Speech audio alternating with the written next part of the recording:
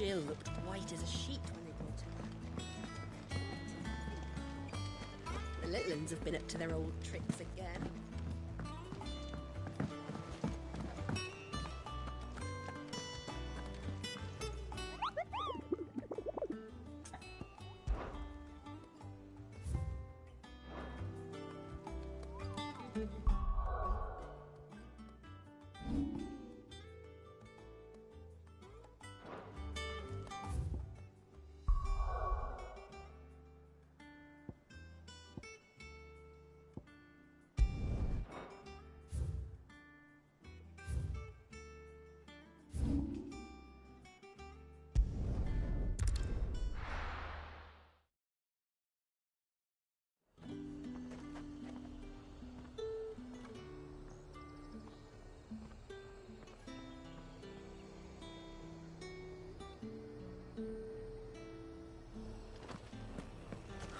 Slavers don't even bother.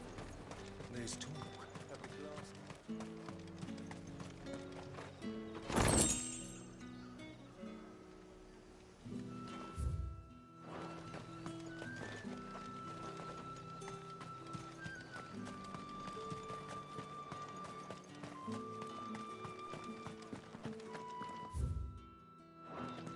All anyone ever wants anymore.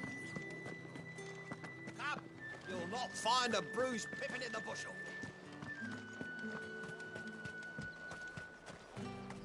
Look at this Keep place. them pilchards nice and chilled. And what can I do for you?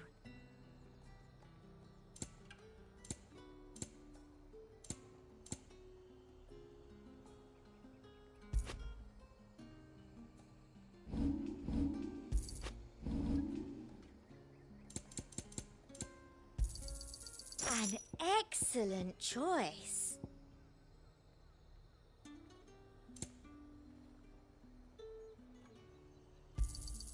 You've a keen eye. Come back again.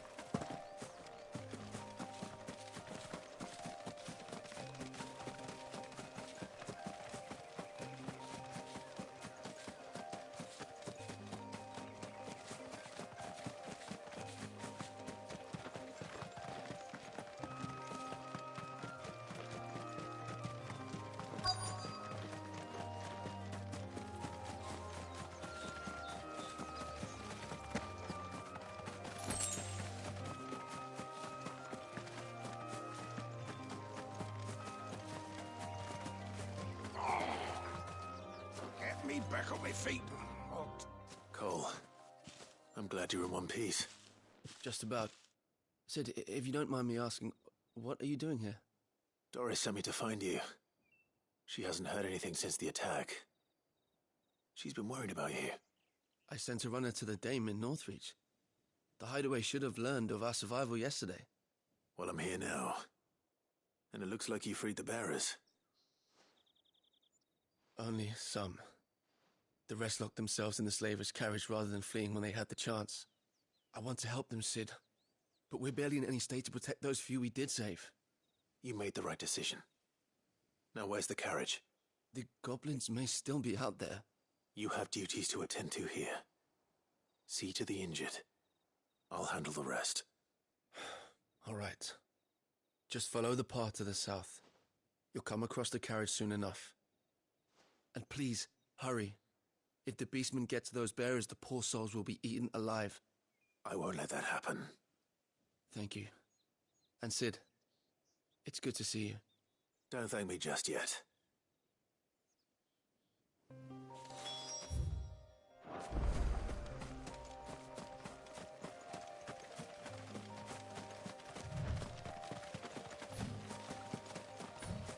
They're trying to get into the carriage.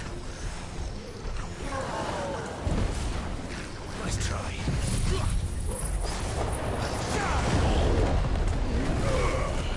This one.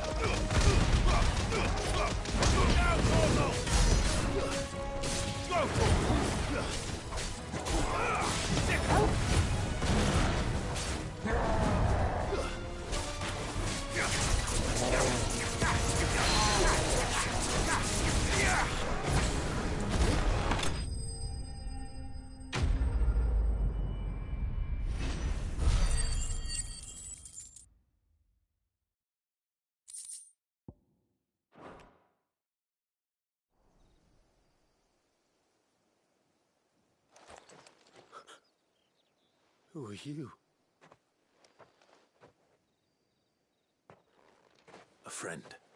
Are there any more survivors? Why didn't you flee with the others? If the goblins had made it through that door, you wouldn't have stood a chance. Why should we run? One miserable death's no worse than another. Perhaps. But we're here to give you another choice. Freedom, safety. The life you've been denied. Come with us. Let us protect you. Sid, I couldn't just let you... You weren't too late then. Thank the gods. This man risked his life to save yours. To give you a second chance. Fine. Do with us what you will. What we'll do with you is take you to safety. After that, it's up to you. Your lives are your own now. You can leave the rest to us, Sid. We'll get everyone back to the hideaway. Thank you. I'll let Doris know we're expecting new arrivals.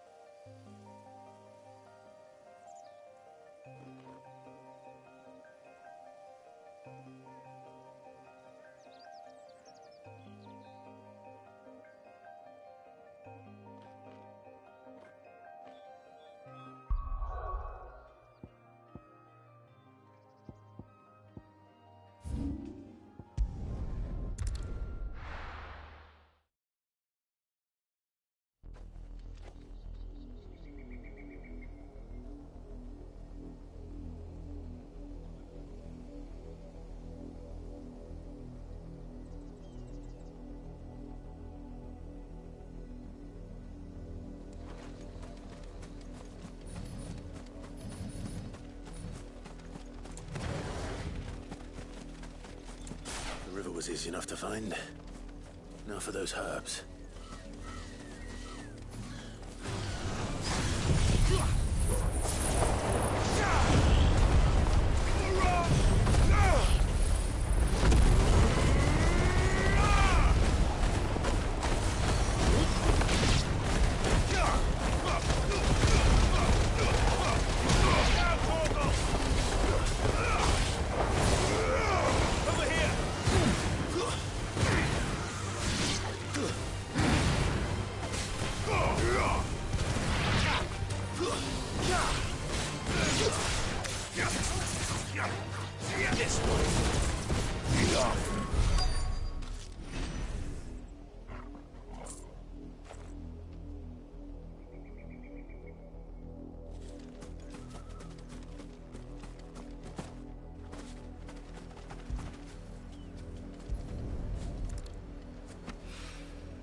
This is the only plant around here with blue flowers.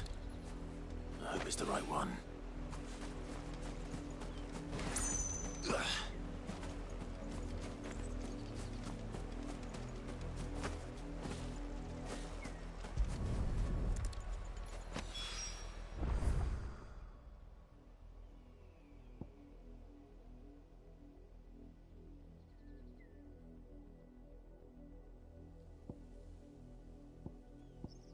Should be enough to keep the infirmary stocked.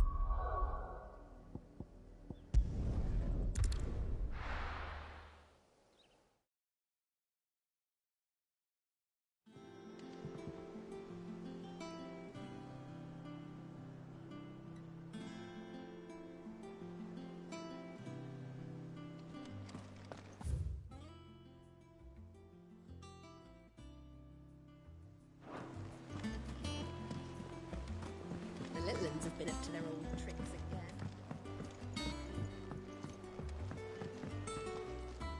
Sid, welcome back. A stolus from the Dame arrived not long after you left. If I'd just waited a little longer, I might have been able to deal with things myself. Or maybe I wouldn't. I keep making the wrong decisions. Cole and the others got home safely. You made exactly the right... I was lucky. I've been tracking that slaver for months, and then I sent Cole and you after them, woefully unprepared. What kind of leader sends people into danger without considering all the risks? I should have urged greater caution, told Cole to be wary, to pull back at the first sign of trouble. We swore the same oath as you, Doris. It's good to see you safe and well, Cole. I'm sorry. With all due respect, we Cursebreakers don't risk our lives because you commanded of us. We risk them because we believe in our cause. No one with doubts ever joins our ranks. The agony of removing the brand more than sees to that. We all know how much bravery that takes. Cole, I never doubted your courage. Only my ability to see it put to good use. Thank you for your faith in me. I'm not sure I deserve it. I sometimes wonder if I might prefer to risk death alongside the others than ask it of them. But I'm a Cursebreaker. I swore an oath too. I have a role to play, and I must trust that I'm the right one to play it. You will. In time.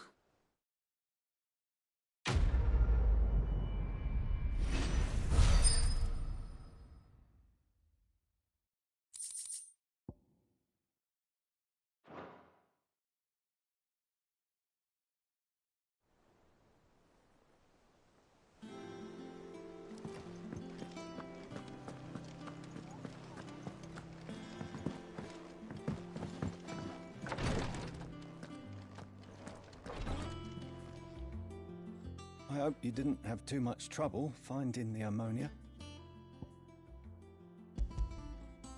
Only the usual. Oh, yes. This is it. And more than I was expecting. I dare say the patient won't feel a thing. That is, unless I You'll do fine. Tyre trusts you, which means I trust you. The hideaway would be lost without skilled physicers like yourself. Thank you for the kind words. Truly. But I'm sorry. I'm still terrified. The brand is more than just ink on flesh. It's a death sentence. Milk of the wyvern tail lurking just below the surface of the skin. One ill-conceived incision, a single slip, and the poison fouls the patient's blood. Failure means death, and even success means tremendous pain. Days of agony as the wound heals. I became a physiker to help people, not to kill them. I don't want to kill anyone. Cursebreakers lead hard lives, and the operation is only the beginning. They toil in the shadows, risking life and limb, knowing their efforts will win them neither glory nor acclaim. And yet we never won for volunteers. Why do you think that is? Conviction? They're willing to die? They're willing to fight. To give their lives to create a world where people like us can be more than mere possessions. I know your work isn't easy, but neither is going under the knife. Be a shoulder for your patients to lean on. Stay strong for them. You sound like Tyre. Do you know what she once told me?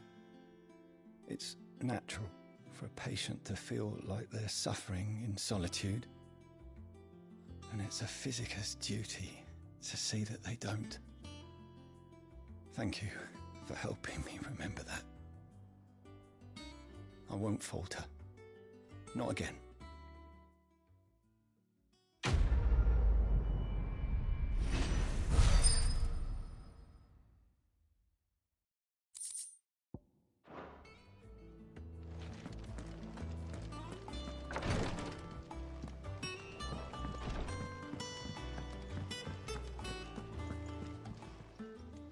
Fancy a look at the list, do you? Quick look. Always something in there. Oh, I wasn't expecting you back so...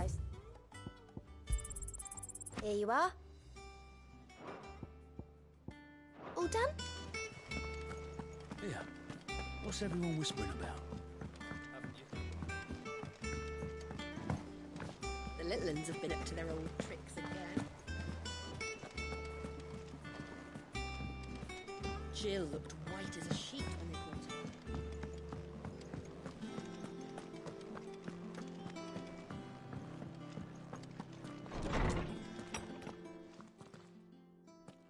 Clive, where have you been? I've been wanting to ask you something about Torgal.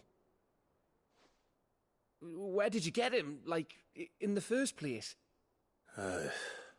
My father brought him back from one of his expeditions into the Northern Territories. They were crossing a snowfield when they heard his cries, and, seeing no sign of his pack, they took him in. What do you reckon, Tomes? It certainly adds weight to the theory. Clive, I believe that Torgal may be no mere hound, but a rare frostwolf, an animal native to the far northern reaches of Valisthea. In one of our oldest bestiaries, I found reference to a frostwolf who served as guardian to an ancient queen of the north. Such was his mastery over ether, he could cast magics on command. His name was Fenrir. Fenrir the Frostwolf. Now, the annals do not state it explicitly, but I have reason to believe this queen was a dominant of Shiva, a girl from the Northern Territories and her faithful hound. One awakens as the dominant of Shiva, and the other... You're saying that Jill granted Torgal his powers? What? Just like Fenrir. People called him my hound, but Torgal and Jill were inseparable. He grew up as a faithful companion to the dominant of Shiva, and years later, his powers awakened. Just when his master needed him the most. You're right. If it weren't for Torgal blasting those bastards to Kingdom Come, Jill would have been for it. Quite. Though Torgal's power is his own, his latent birthright as a Frostwolf, it had only to be unlocked. Oh, get you, Torgal. You're an even finer hound than we thought.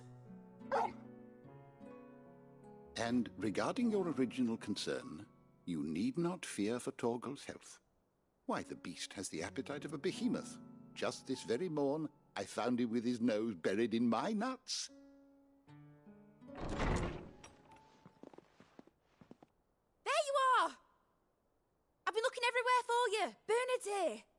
I need you to introduce us so we can get to work. I shan't be a moment.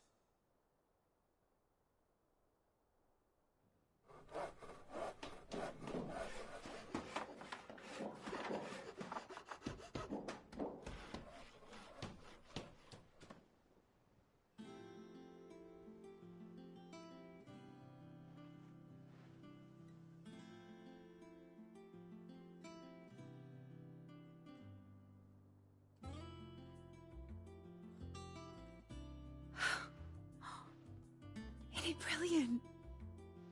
It is. Well, I couldn't have done it without you. You and everyone else. But I promise I'll pay you back. I'm gonna work my fingers to the bone for you lot. Starting right now. Just you wait. I'll make wonders like this world's never seen. Then I look forward to seeing them.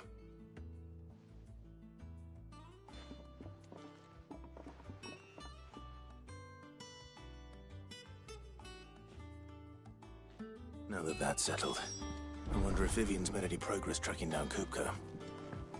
Thanks for letting me do this, Clive. I'll pay you back, I promise.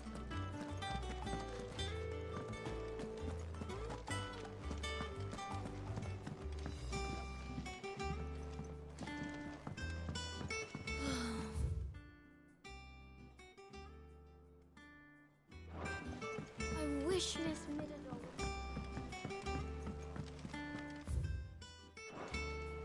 I think I'll wait till Mid's away. Take a tour of her den.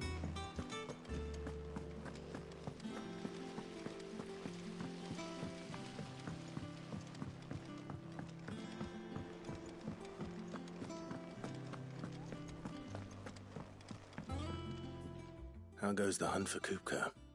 Largely in circles.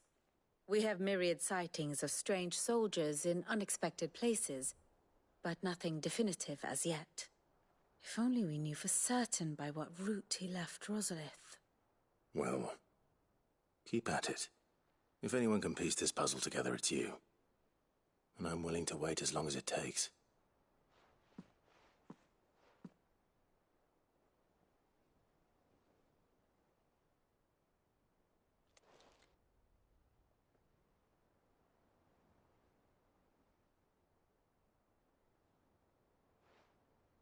What? Here? Would that be a problem? Do you know, Clive, I believe it a mercy that you didn't inherit your father's throne. Your poor people would surely live in fear of you. You have nothing to worry about on that front. I won't be claiming his crown. That is a relief. Clive, have you got a minute? We, have a guest. A guest?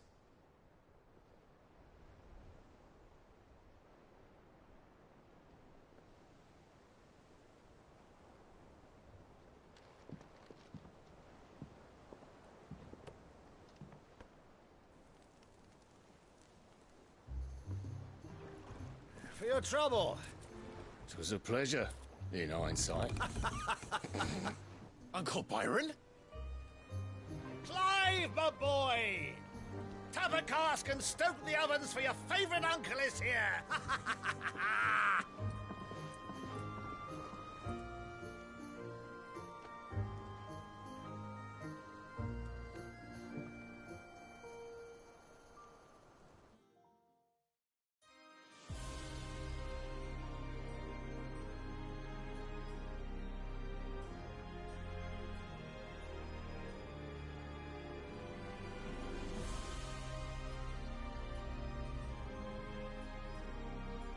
Dalmekian government sues for peace. How shall we respond? If they're willing to accept their fault in the matter, I see no reason to refuse them. Still, we must insist on substantial reparations. Twinside stores are not as bottomless as reported. Aye, and we have many more mouths to feed. We shall just have to have the Dalmecs empty their treasuries for us.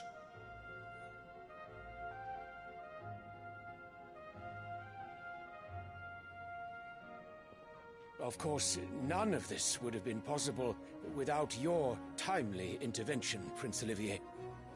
Indeed, I doubt any of us would have had the courage to trade words with the mighty Titan, nor less the wit to win him over. The Empire owes you a great debt. May the blessing of the crystals go with you, Your Highness. May the blessing of the crystals go with you. Very good.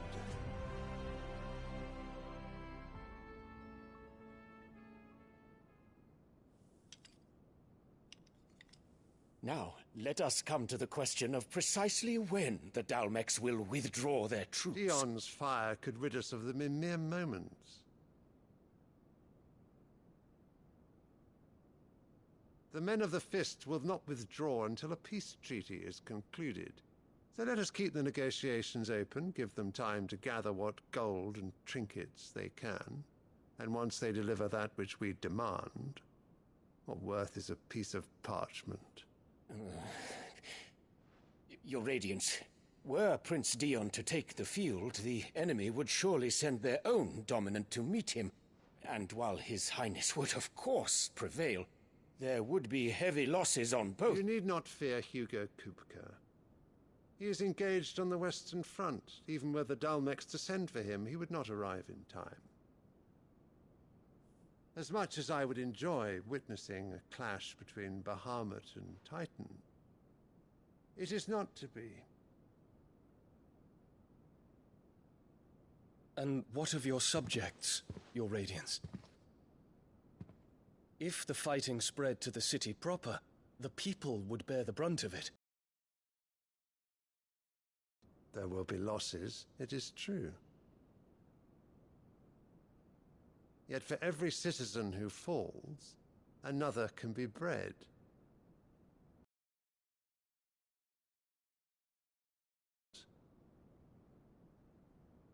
The Empire will live on.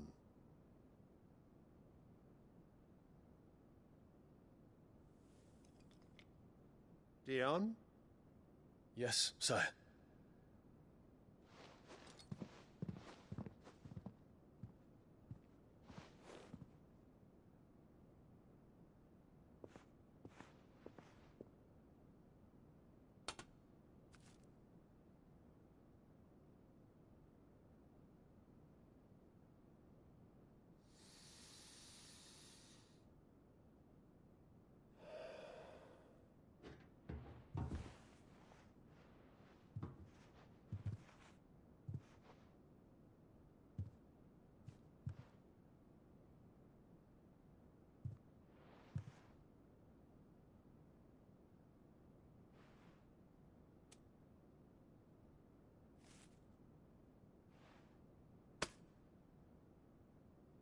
Prepare for battle. But sire... Do not make me repeat myself. Return to your camp and await my orders.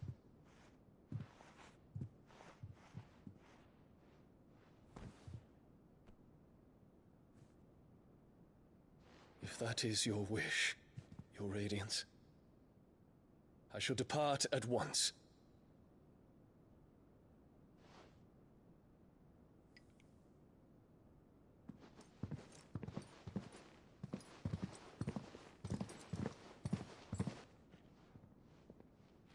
May Gregor forgive you.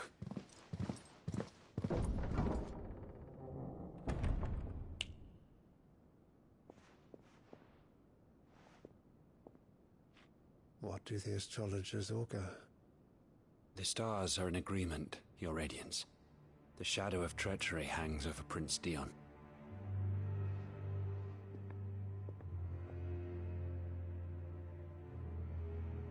So Annabella's tales were true. You disappoint me, Dion.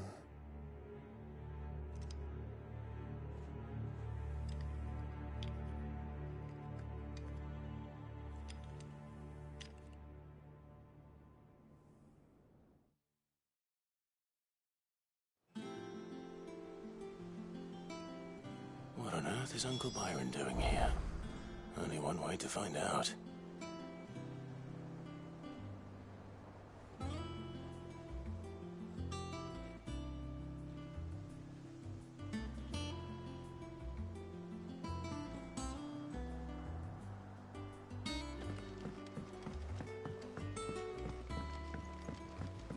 The little ones have been up to their old tricks. Just one thing after another around here.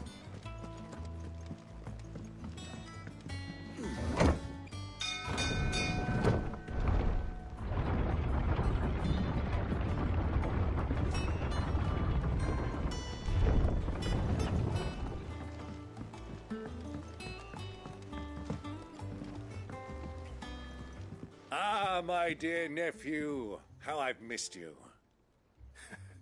How did you find this place, Uncle? Through the good offices of young Sir Wade. He really is the most helpful fellow. As are you, I hear. The Guardians and those they freed tell the most outlandish tales of your heroics in Rosalith. Which is why I came, to learn the full truth of the matter. Sort the fact from the fiction, so to speak. You were working with the Guardians of the Flame to evacuate the people of Rosalith to Port Isolde. I was, aye. Then I have questions for you. Please, come inside, Uncle. Gladly. You there? There are 2,000 gold talents in those chests. See that they're added to my nephew's coffers, would you? 2,000?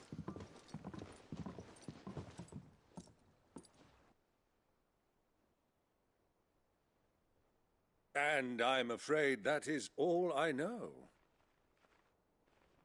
A fleet sailing south past Port Isolde.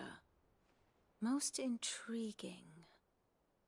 Forgive me for not being able to tell you more. I hadn't the faintest idea Kupka withdrew wounded from Rosalith. Still less that my own nephew dealt the decisive blow. What do you think, Vivian? I think, with this news of the Dalmekian fleet and recent reports of the Royalists' movements, that the final piece of the puzzle has fallen into place. Come here and I'll show you.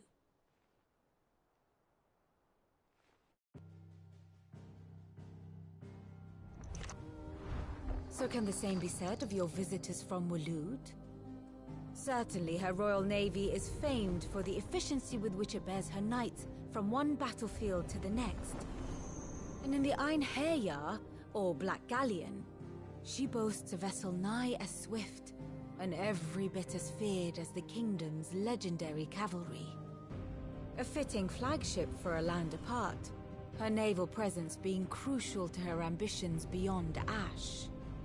Yes, it seems safe to assume that the Royalists did indeed enter Rosaria from the sea. So then, had you a vested interest in Titan's survival, whither would you take him? Why, home to Drake's Fang, a place rich enough in ether to conjure the magics needed to mend his hurts. But would that not entail an arduous voyage around the southern cape? Let us say that the Royalists did put ashore with a mind to spirit Kupka away from under your very nose. Could that truly have been their plan for him? To load him aboard one of the ships flying Republican colors sighted off the coast near Port Isolde, by unforgiving waves, his life hanging in the balance. No. The journey would mean Titan's death, and Kupka's faithful creatures would not allow it. So what then was the plan of our Waluda friends?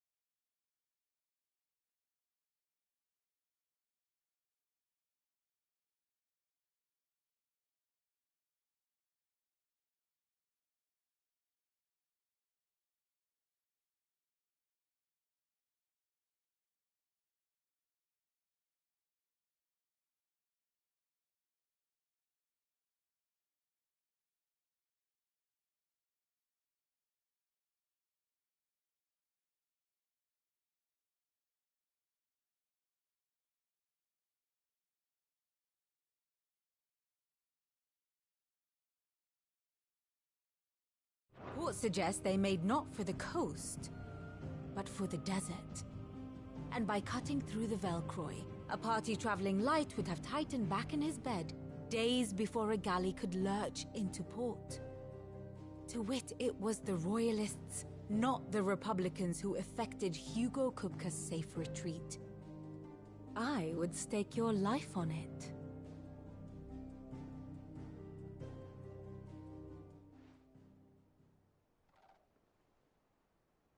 So it was the Waluders who spirited the wretch away. Now I think about it, there was something a little strange about the ships I saw. The men seemed almost crestfallen, as if in mourning, as if they believed, or were made to believe, that their master was dead. You have a keen mind, Lord Rosfield. And you have your answer. To find Kupka, you have merely to follow the Royalist trail across the Velcroy. It may well have gone cold by now, but as they say in the Republic, all roads lead to Drake's Fang. Allow me to accompany you part of the way. As luck would have it, I had intended to journey Canberward on business after visiting you here. The Fang would be but a short detour. I'd be glad of the company. Give me a moment to make ready. I need to tell my friends what we've learned, and where we're going. Very well, but be quick about it, my boy. Time waits for no man.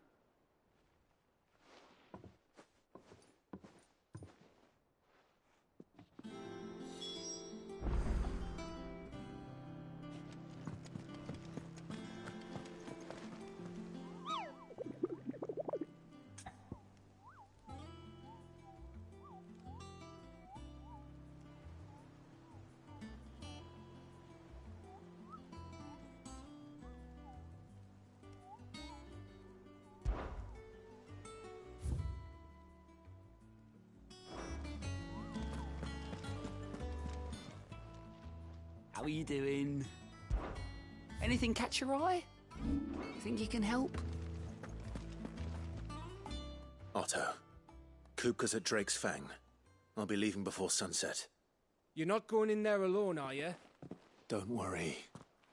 I'm not going there to destroy the Mother Crystal. All I'm after is Kupka's head. I won't risk any more than I have to. I promise. The Lancer and the Fang are all Kupka's personal fiefdom. You have any trouble on the way, you ask for Rosina Dalamil. Some call her the Desert Hare. Who is she? An old associate of Sid's, and only Sid's. All I know is the name, and that they used to meet at the Dalamil Inn. We've heard nothing from her since he died. But I'm thinking maybe the new Sid might be able to bring her back into the fold. Thanks. I'll keep that in mind. So, what about your uncle? I mean, he's welcome to stay, but... Don't look so worried. He'll be coming with me. Thank fuck for that. Gav, Otto, I'm leaving you two in charge. You can count on us.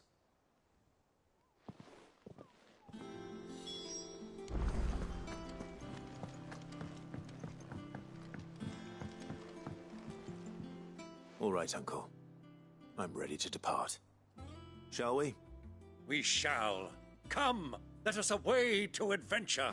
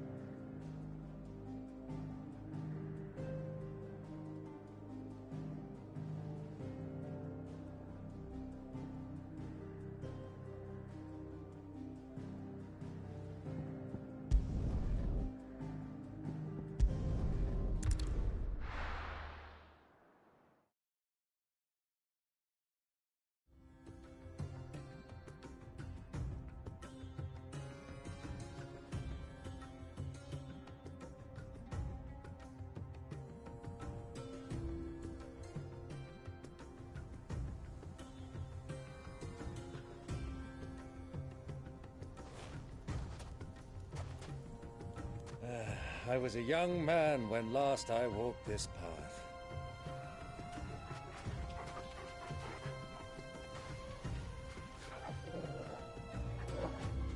There's an old trading post not far from here. The road to Drake's Fang leads through it. The trading post it is.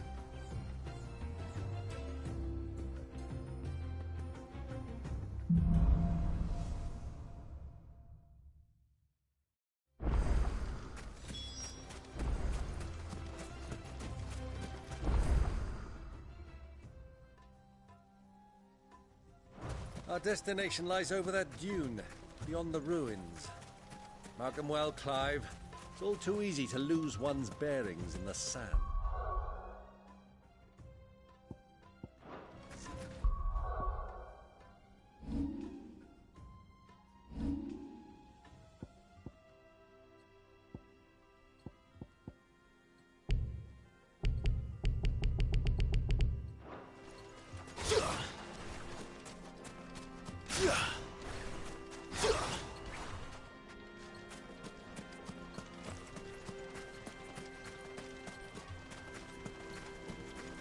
Many years ago, when you were just a boy, you and I rode this way together.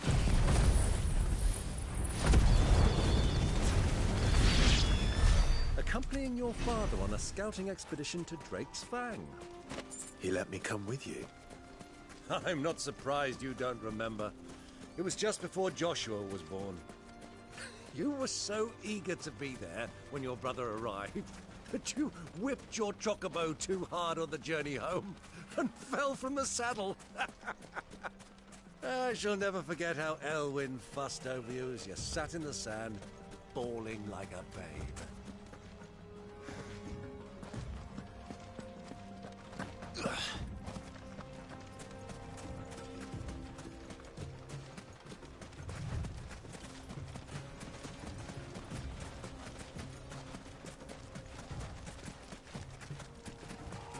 Who do you think those soldiers were?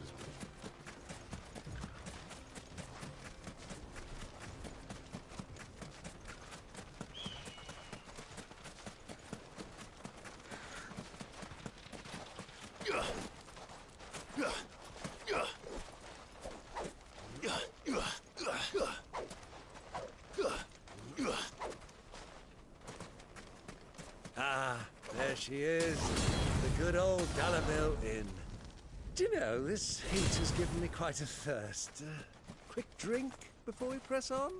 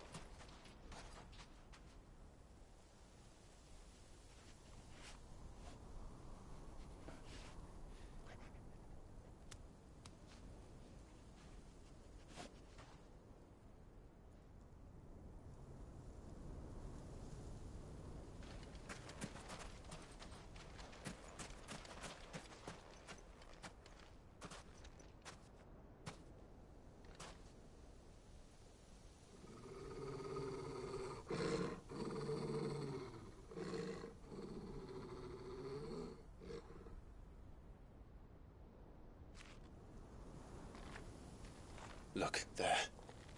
Those are Ashen steeds. No doubt about it. And such a long ride from Stonehair. Our Luda friends must be soothing their saddle sores in the inn. Shall we join them?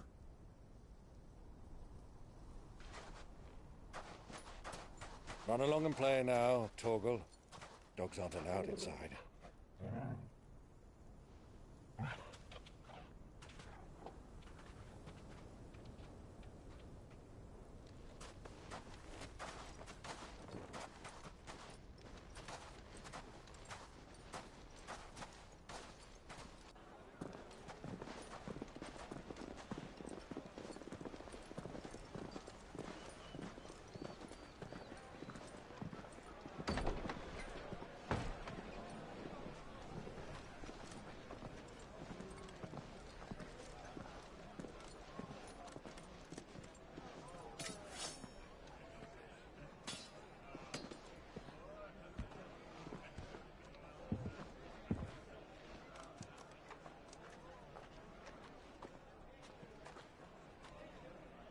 day to you. Eating?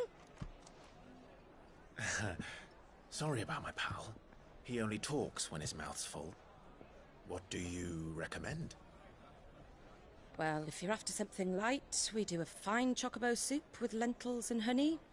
2 bowls of that, then. An ale. Right you are. Hey, girl! Coming! Your pal? Would you rather be my squire?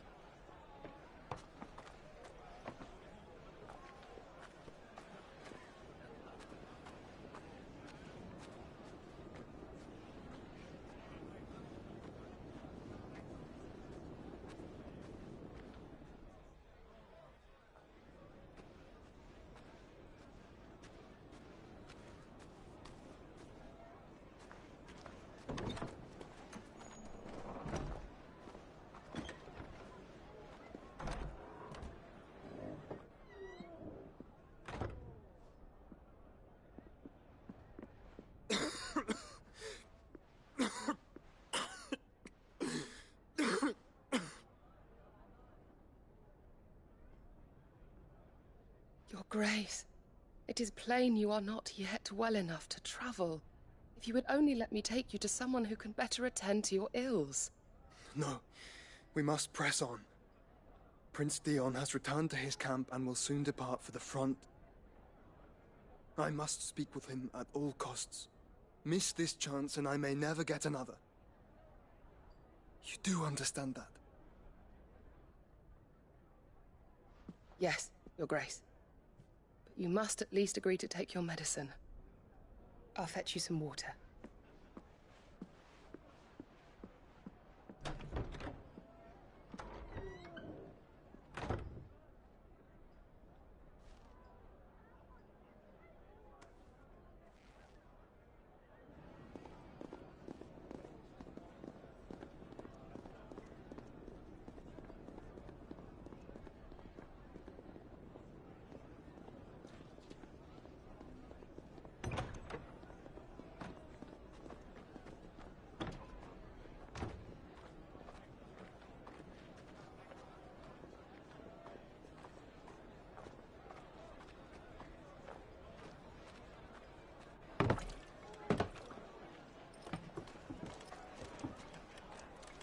Keep watch, they tell us.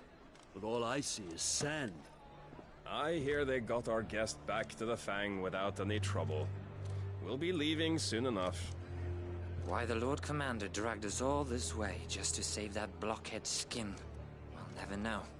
Dominant or not, he's a bloody idiot. That'll be Cooker, then. Well, let's get this down us. We've a long way to go. Hey, you!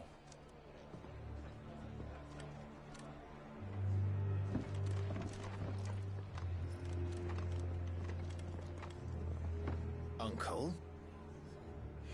Sorry.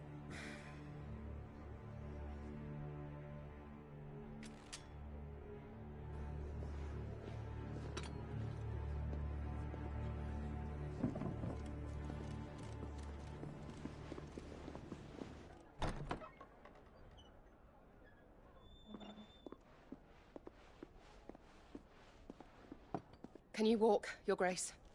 What's wrong? I fear trouble may be brewing downstairs.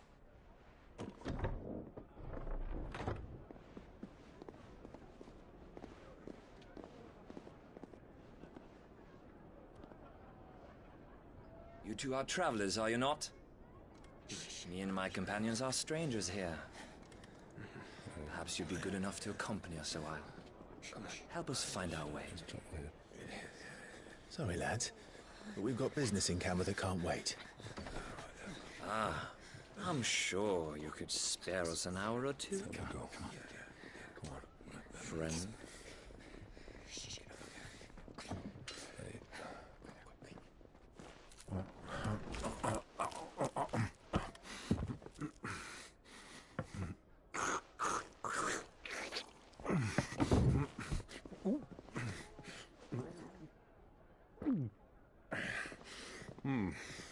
I'm afraid we don't have a moment to lose. Friend. Stay back, Uncle. Gladly.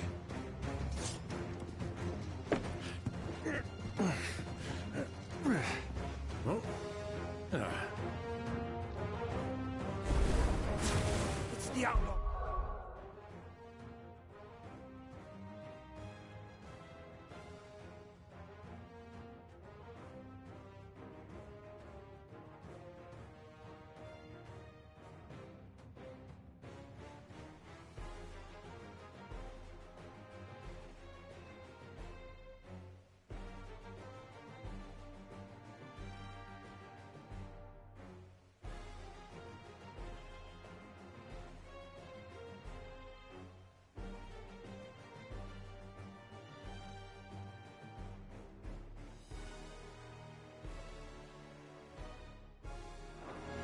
Take him!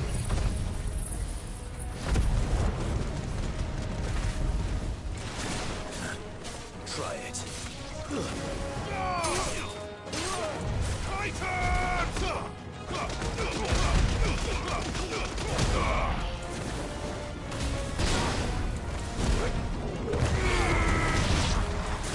Bravo, my boy! Just like that! Garuda!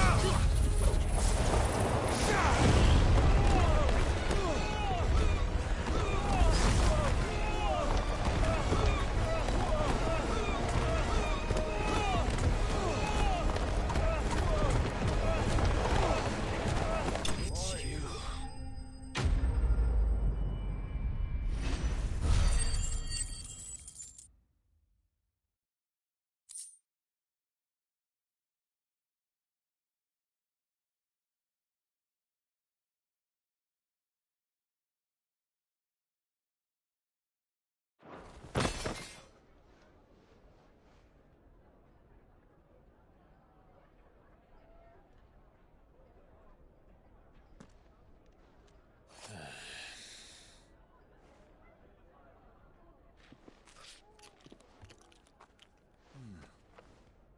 For your trouble.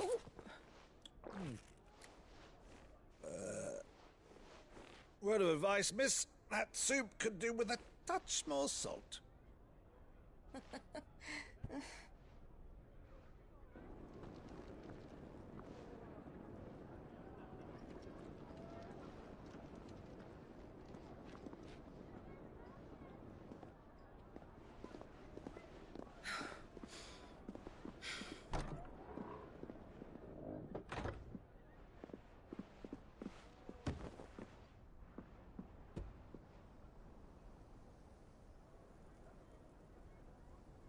Now's our chance.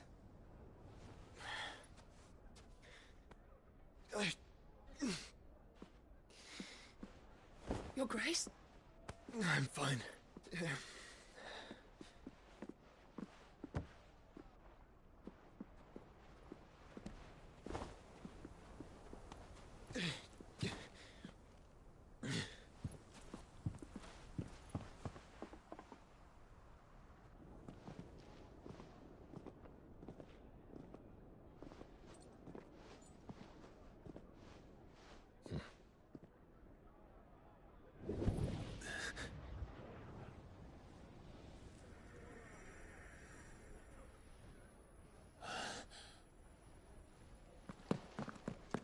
Clive?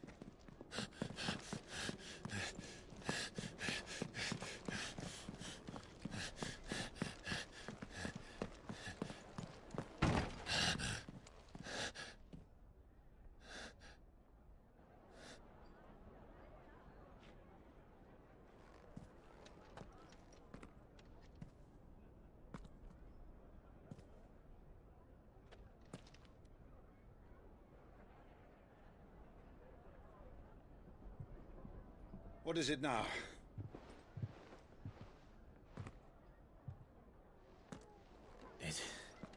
It's nothing. Let's go.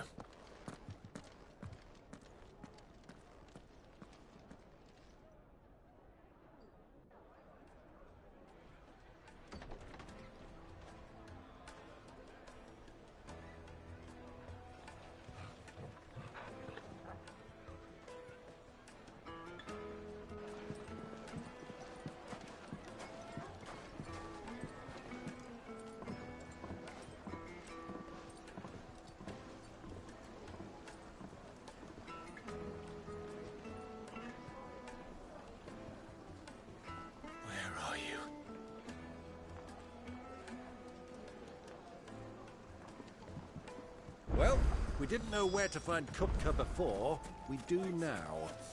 The royalists.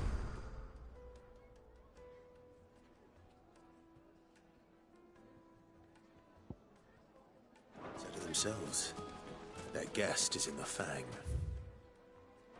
We should press on.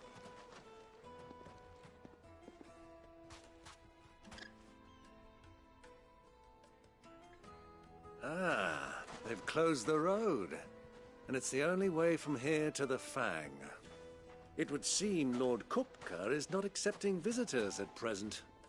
We have to get through that gate. Not by force, I trust. We've attracted quite enough unwanted attention already. By guile, then. Perhaps the Desert Hare can offer us her aid. Rosina Dalamil, woman of mystery. But how will we find her? We know naught of her but her name. And that she was working with Cid. Cid's other collaborators have all been people of means, the wealthiest and most successful members of their communities. I'll wager this Rosina Dalamel is the same. That would certainly help to narrow the search. We need only inquire as to who is in charge of the town. And that's exactly what I mean to do.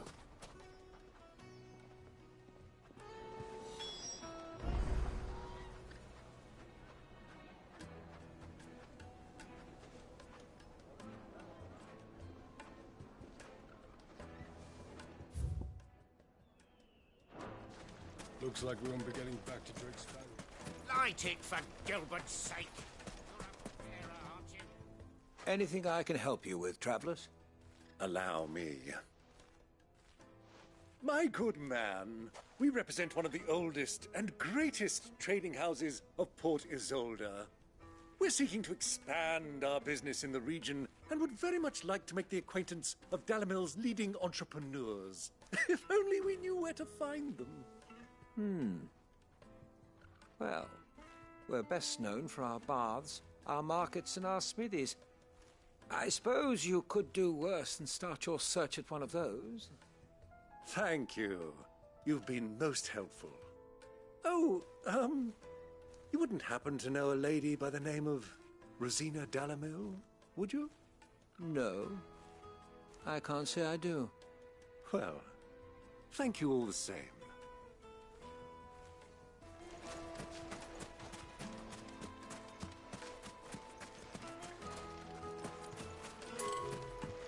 This river runs all the way to the southern.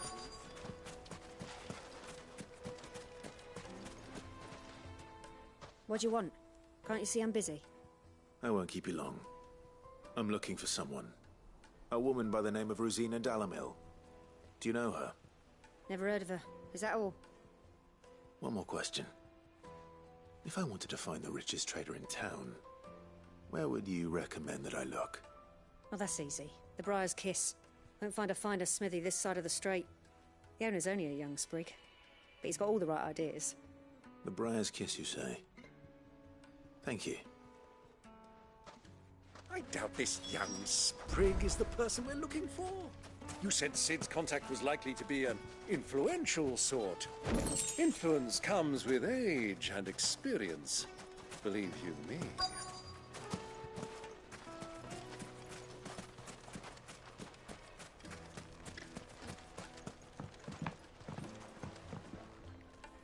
Can I help you? Yes, I'm looking for a woman by the name of Rosina Dalamil. A long-standing pillar of your community, I believe, from old trading stock. Then you should ask further. He's been here for years. Knows the place and its people like the back of his hand. And he's in with all the old merchant families. Try the baths. That's where you'll usually find him. Thank you kindly.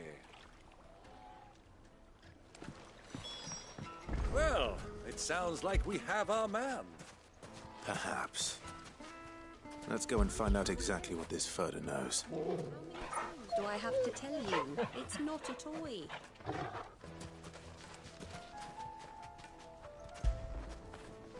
After it.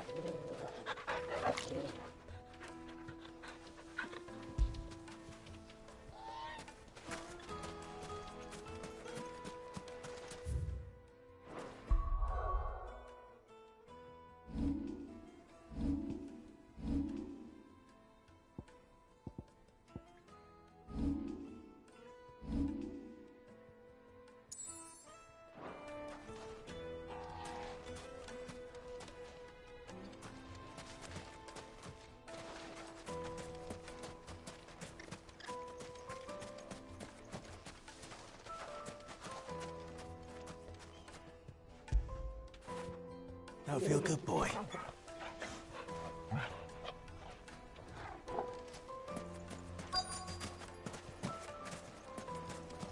Hanging lanterns, keep the darkness from your door. Excuse me. Are you Ferda? I am. Can I help you, travelers? I hope so. You've lived here for some time, is that correct? Do you know Rosina Dalamil? We believe she may be a trader of some renown. And what business do you have with the desert hare? She was a close friend of mine. I was hoping she might be able to help me. Very well. Go to the bordello. I'll arrange an introduction. Do you think we can trust him? Only as far as I think he... So you're the ones who've been sniffing around? I beg your pardon? Don't play the fool. Stick your nose in our business and you're likely to lose it.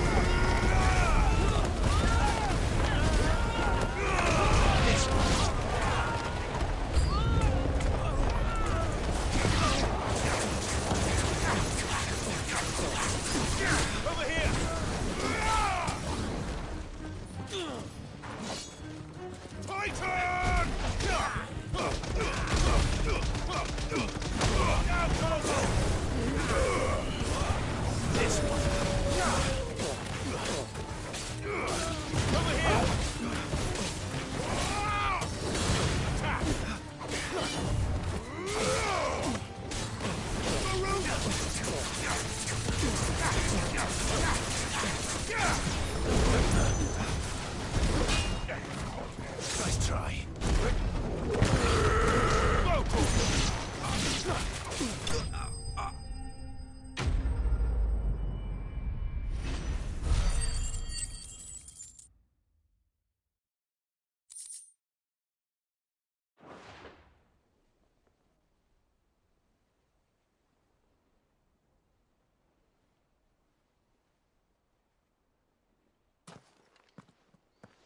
Who are you working for? Him or her? Him. The boss. He wanted us to test you. Though one could hardly call that a test. Lord Ferda? Look what the cat dragged in. Your skill with the blade is rare indeed, my lord. A fitting talent for an outlaw. You know who I am. So what now? Call in the Men of the Rock and collect the bounty? That isn't my decision to make. Our work is done. Take him to meet his precious Rosina. She will be interested to make his acquaintance. Yes, my lord. To the Lock of Leisure, then. To the Lock of Leisure.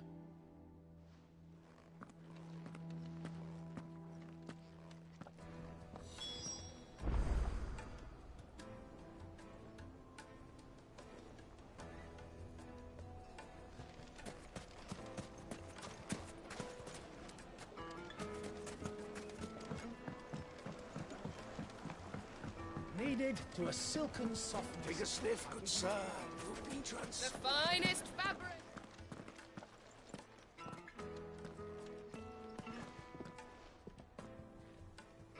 Is this the place? Lubo's Forge. The Briar's Kiss. Ah, so it was the young sprig after all. So much for Rosina Dalamil being a woman of experience.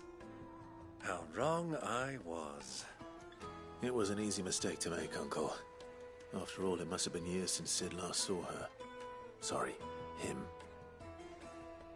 Whoever this Lubor truly is, he's clearly a man of means. I'd say he deserves our respect. See that he gets it.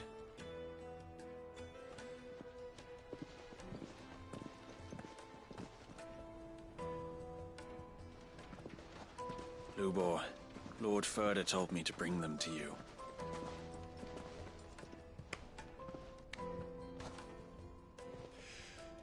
My boys tell me you're in need of assistance. Sid the Second? I won't waste your time. I need passage through the south gate.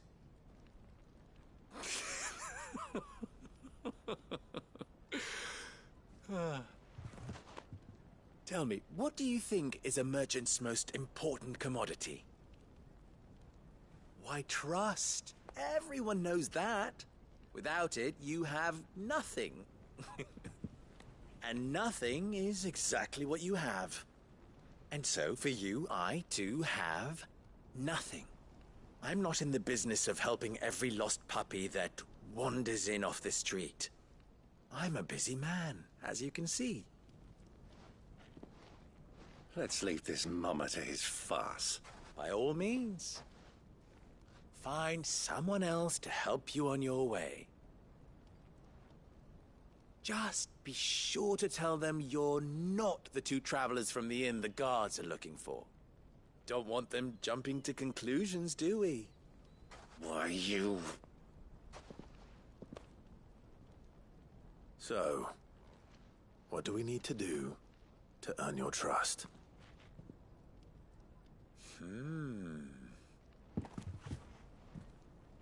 I like this one. Willing to do whatever it takes to get what he wants. Ha! Men like you have a special place in my heart. Why, you ask? Because they get me what I want. Always. Fine. So what do you want? Don't tell me you're going to listen to this swaggering scruff! We might as well hear him out. It's only natural that an ally of Sid's would seek assurances of strangers. Assuming he is an ally, of course. 5 years ago, he would have still been a boy. And yet even then I had more good sense than a man, 5 times my age? But enough of the pleasantries. We were speaking of what I want. I want you to put an end to the trouble in Dalamil. Return to me when you have done so, and you shall have my aid. Until then, I bid you good day. What trouble? If you're going to give us orders, be clear about them, damn you! Manners, Greybeard. One catches more damselflies with honey than with vinegar. What did you call me? My apologies. A word of advice in recompense. Follow the crystals. Oh, but that was 3. Oh, I'm making this too easy for you. Ha! It will be easy. Solving his little riddle should be like dealing with him. Child's play. Let us divide our forces, Clive. I'd rather not drag this parlor game on any longer than we need to. All right. Good luck, Uncle.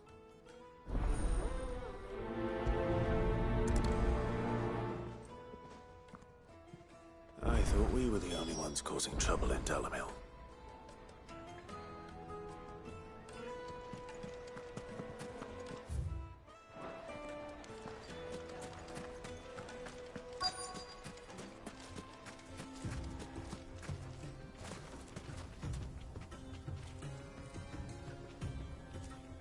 Excuse me. Is it true there's been trouble with crystals of late?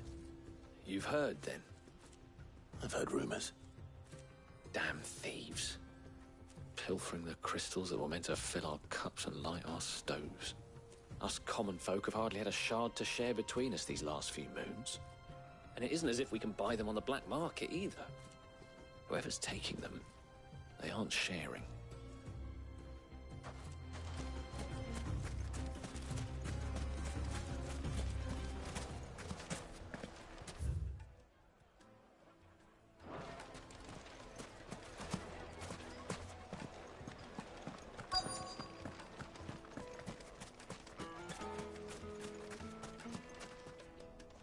Do you have a moment?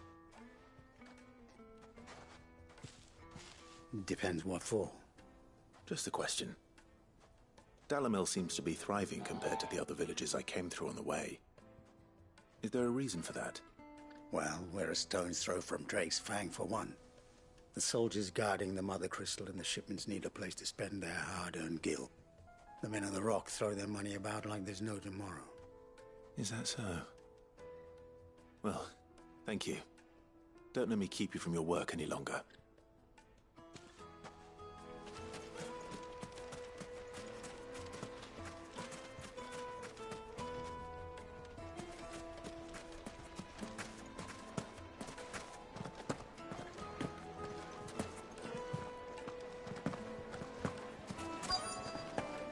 Light meat and dark. Fresh from the grill. Get it while it's hot. You wouldn't believe how much he gave me. What can I do for you, soldier? Need that sword polishing? I'm not a soldier. Ugh, then be off with you. I serve the men of the Rock and the men of the Rock only. You have an agreement with them? Don't be stupid. I just know which side my bread is buttered. Don't want to be stuck under some pauper when they come knocking, with pockets deeper than Zemeckis and an urge to empty them. No, just leave, will you? Before you scare them off. I think I'm starting to get an idea of what's been going on. I wonder if Uncle Byron's learned anything of use. He'll probably be back at the inn by now. Finest fabrics. Fresh from What was all that crashing and banging about before? Some up. It's you, the one who broke all our furniture. What do you want? Haven't you caused enough trouble already? I'm looking for my pal. Have you seen him? The gentleman who was with you? Yes, he's upstairs, but...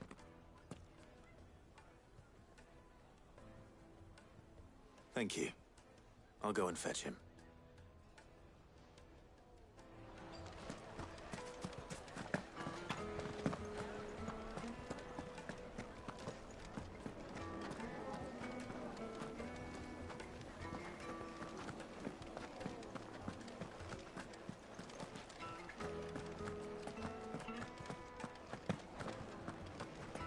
Let me treat you.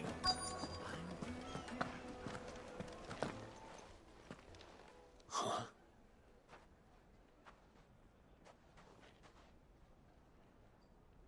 Will this suffice as a deposit? By the sands. That's a black pearl. One of the many treasures in my collection that I would be only too happy to part with, should you give me reason to do so. All right. I'm sure that we can come to an agreement, but not here. What are you doing, Uncle?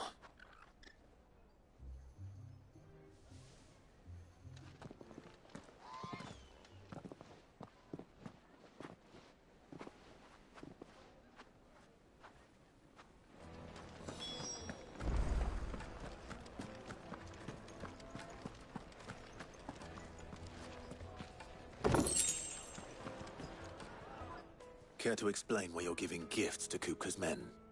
Bait, my boy. One cannot catch one's prey without it. And I do believe I've snagged us quite the quarry. I started by asking around the markets as to where I might purchase crystals. I had no luck, of course. It's forbidden to trade in such things. But my uncharacteristic indiscretion just happened to attract the attention of those uniformed ruffians. They took me aside and said they could procure the crystal I sought if I proved I could pay for it. So the pearl was your proof? I thought they'd ask for more. A second-rate specimen like that would only fetch 500,000 or so. A small price to pay for admittance to the underworld. But enough about my little act of subterfuge. What did you discover? That the supply of crystals has dried up of late. And some people seem to think they're being stolen. Meanwhile, members of Kupka's private guard have been spending money all over town. I'll wager those soldiers you've been talking to have been siphoning off crystals meant for elsewhere, and pocketing the profits. I'll wager you're right. We'll meet with them then. just as you arranged, and put an end to the trouble Lubor spoke of. Ha! That preening popinjay thought this would be difficult. It just goes to show one should never underestimate a Rosfield. We'll soon wipe that smirk off his face. I arranged to meet with the soldiers in a secluded corner of the Velcroy, far from prying eyes. The perfect place for a spot of double dealing. I trust I can count on your support, if things turn sour. Of course.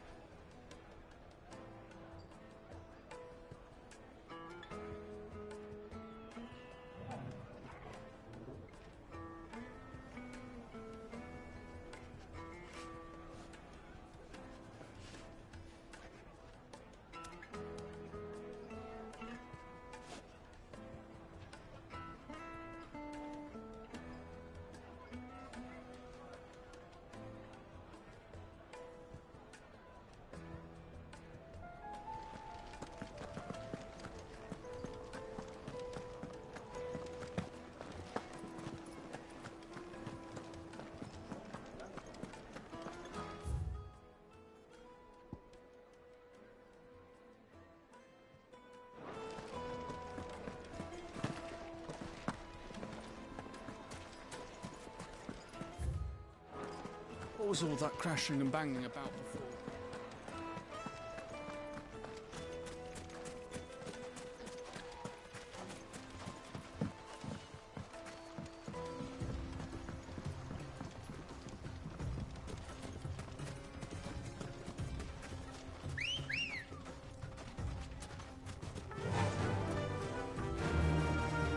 Faster!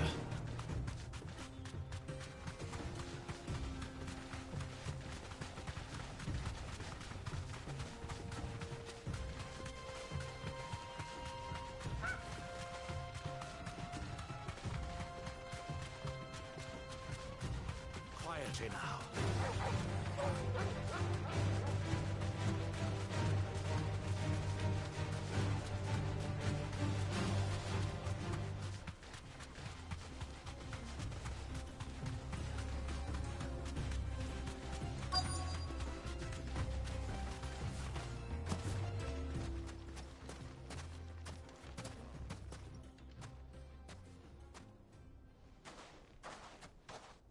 I'll take it from here.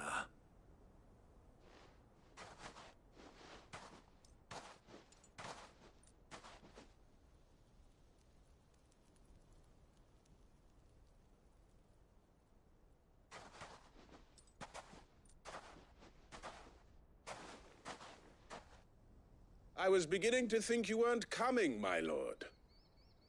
You've brought your contribution? All the silver and stones I could scrape together at such short notice? You brought the whole 500 talents. That was the price we agreed upon, yes? If you've no objections, I'd like to see the crystal. Of course. Right this way, my lord.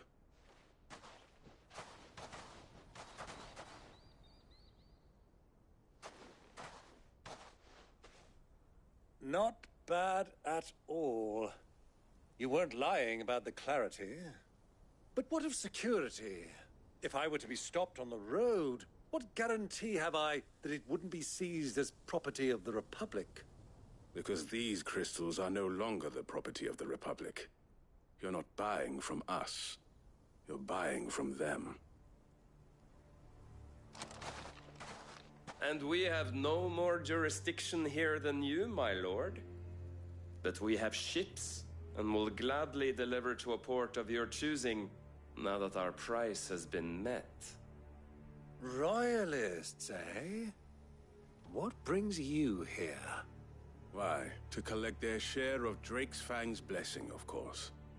Our nations are allies, and so they are entitled to a portion of the Mother Crystal's bounty. And being such good friends, we elected to increase that portion and share the benefits. And now that these crystals are officially property of the Kingdom of Waloed, we are duty-bound not to interfere, no matter where they might happen to end up next. Did you get all that? They're in cahoots! So it would seem. My lord, what is the meaning of this? Double-crossing dogs. They're not here to do business. Kill them! Kill them both! Garuda!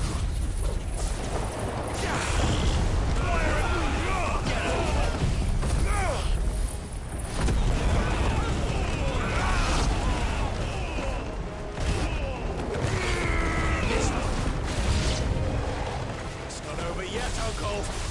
Good! I'm just getting warmed up.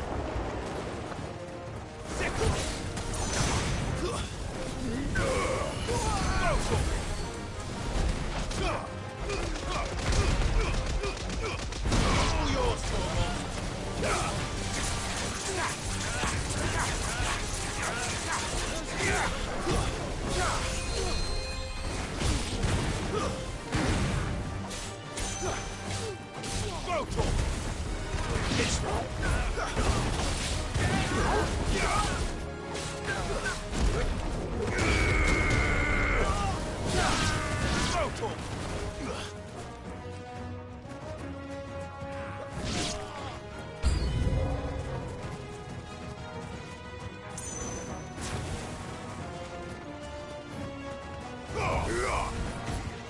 Get him! This one!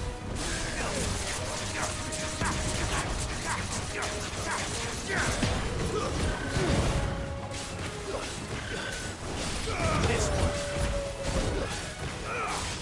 Get him!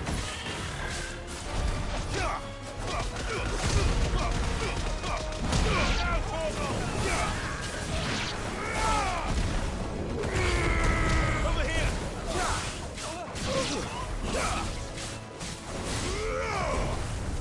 Fool!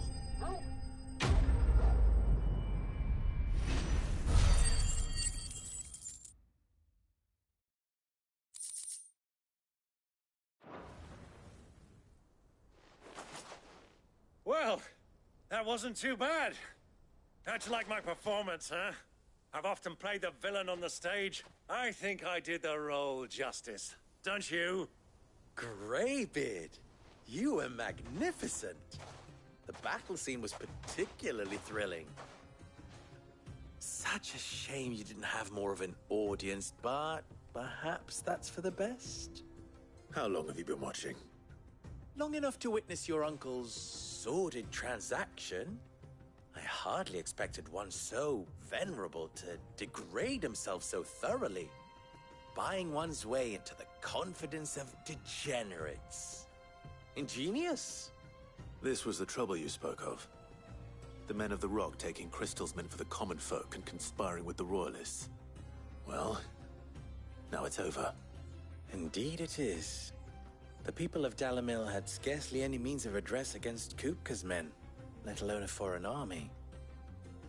Until you two came along, that is.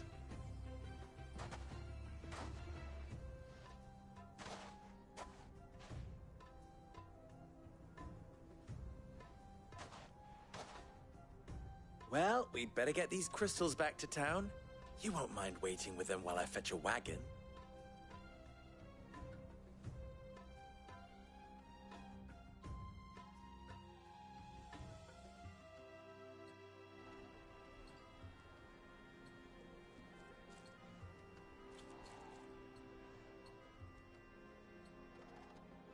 It occurs to me that I still don't know your name. Clive. So, Sid the Second is a Clive. I suppose it could have been worse. Well, Clive, you held up your end of the bargain, so I must do the same. Passage through the South Gate, was it not? To tell the truth, you've helped a little there too. Many of the guards have already been redeployed to deal with the issue of their missing comrades. And those left behind have been encouraged to look the other way should you attempt to pass through. Thank you. And please allow me to cover your costs. You still have the purse I gave to the soldiers, I trust? I saw you pluck it from one of the bodies. Oh, dear. Was I really so obvious? And my name is not Greybeard. It is Lord Byron Rosfield, thank you very much. No, thank you very much, Greybeard. Of all the... Ugh! Here, wear this.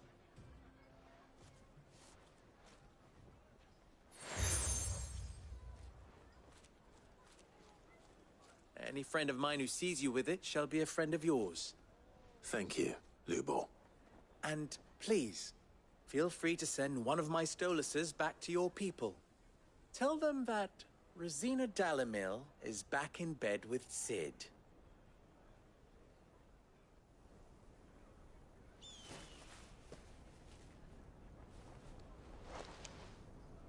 Omia Lostelan. Tuisakelis.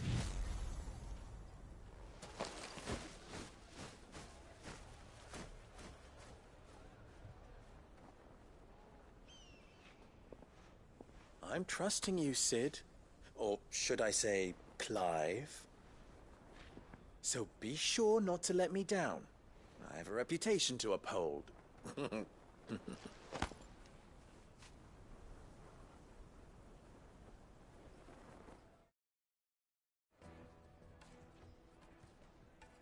Well then, I wish you a safe journey south. Thank you. Not at all. It was my pleasure.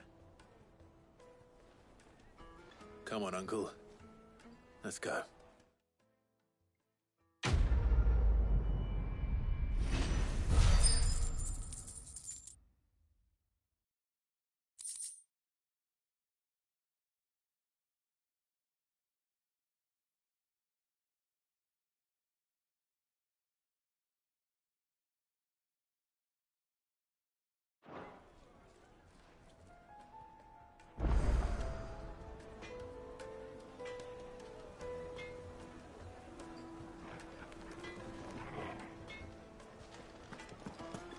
Even forged a button.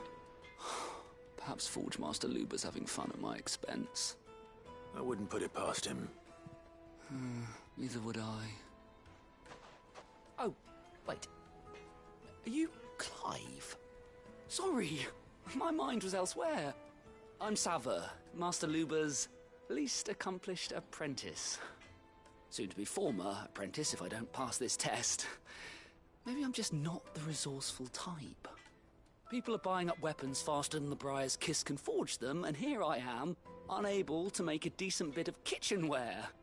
He wants me to make a carving knife, one that embodies the spirit of Dalamil. Whatever that's supposed to mean. I don't suppose you have any idea what he's on about, do you? I'm afraid not. Never mind. Thought I'd ask. It was that, or pack my bags.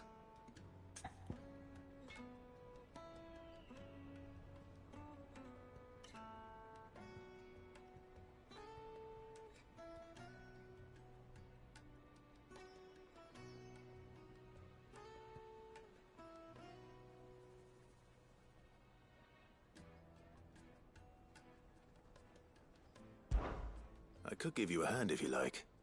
I know how busy the Briar's Kiss has been, and that Lubor needs all the capable hands he could... I'd be a fool to... There's the... Let's...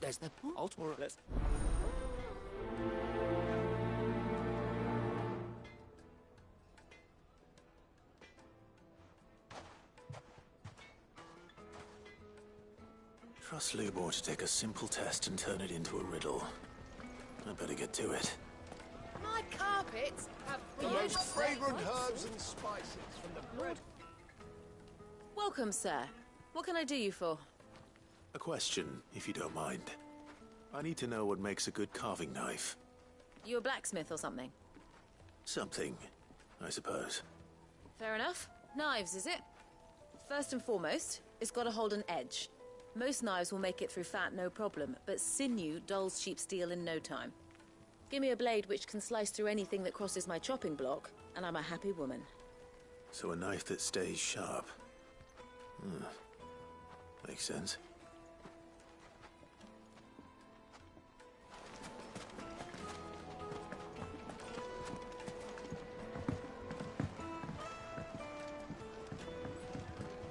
Made from the stoutest stoneware. Everything I've worked for. All those years of toil. Every coin I've ever earned is tied up in this place. Are you all right? The baths are closed. Leave me be. On second thought, perhaps you are just what I need.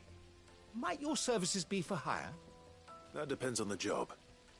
I'd have you save my business, the baths. The water's turned scalding hot and all the crystals in Dalimil wouldn't be enough to cool it. I've no doubt that my woes stem from the water's source. But I can't go and investigate for fear of my customers thinking I've abandoned the place. I'm bound to these baths in more ways than one. I beg of you. Go... What? Leave my...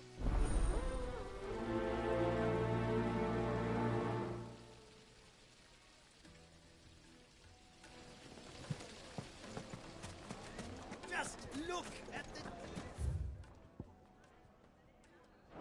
Ha! They've opened the gate! Lubor was true to his word.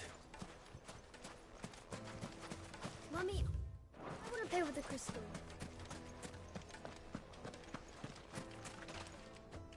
What is it? I'm in no mood for chatter. Sorry. Do you mind if I ask your trade? Hunter, why? I have a question. Can you tell me what makes a good carving knife? I assume you use one out in the field. Has to be able to put up with some punishment. Can't be dealing with a brittle blade, not while I'm on the hunt. If your knife snaps every time you use it, you'll be spending coin as fast as you make it. Times are hard enough as it is. Thank you. I won't keep you any longer. All business, eh? Man after my own heart. So, a carving knife should be hard-wearing and hold an edge. Hardly a revelation. Let's hope Sava had better luck than I did.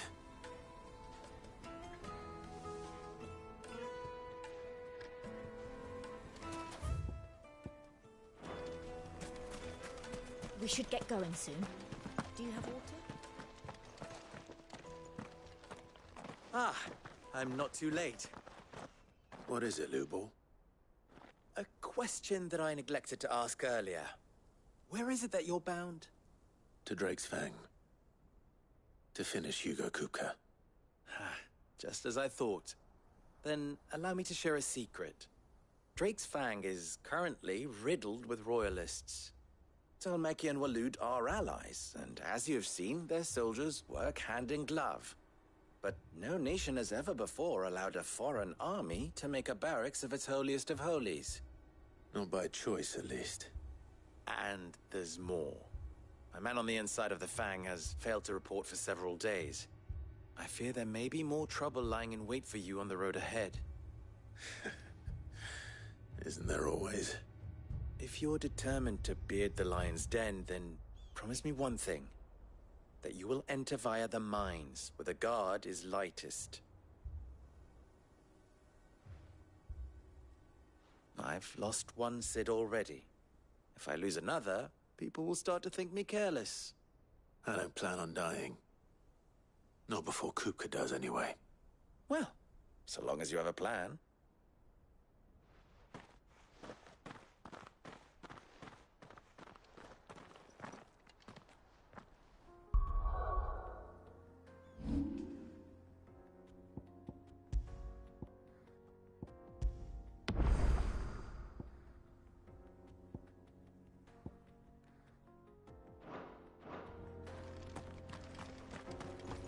Drake's Fang should be just beyond these springs. Shall we press on?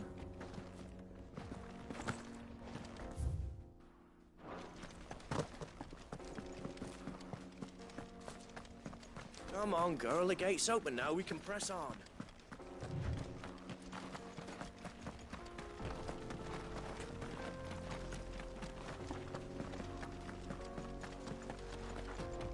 are those things?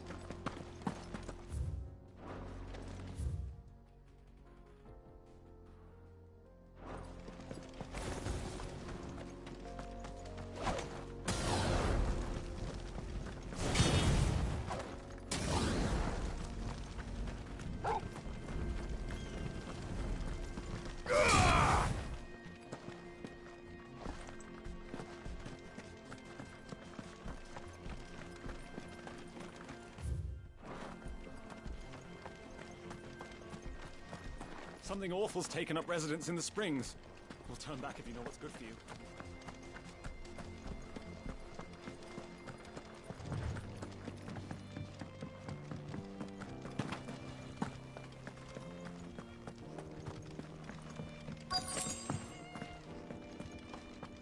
By the flames. That explains the heat.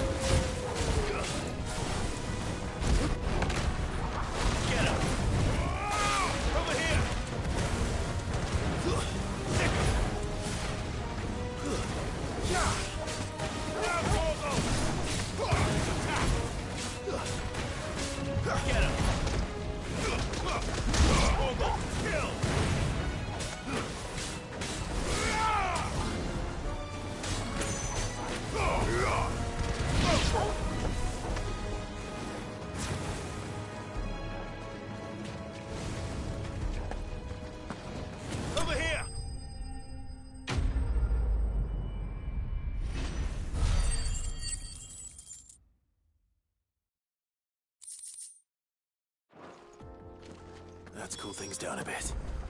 Let's hope it's enough to keep the baths from boiling.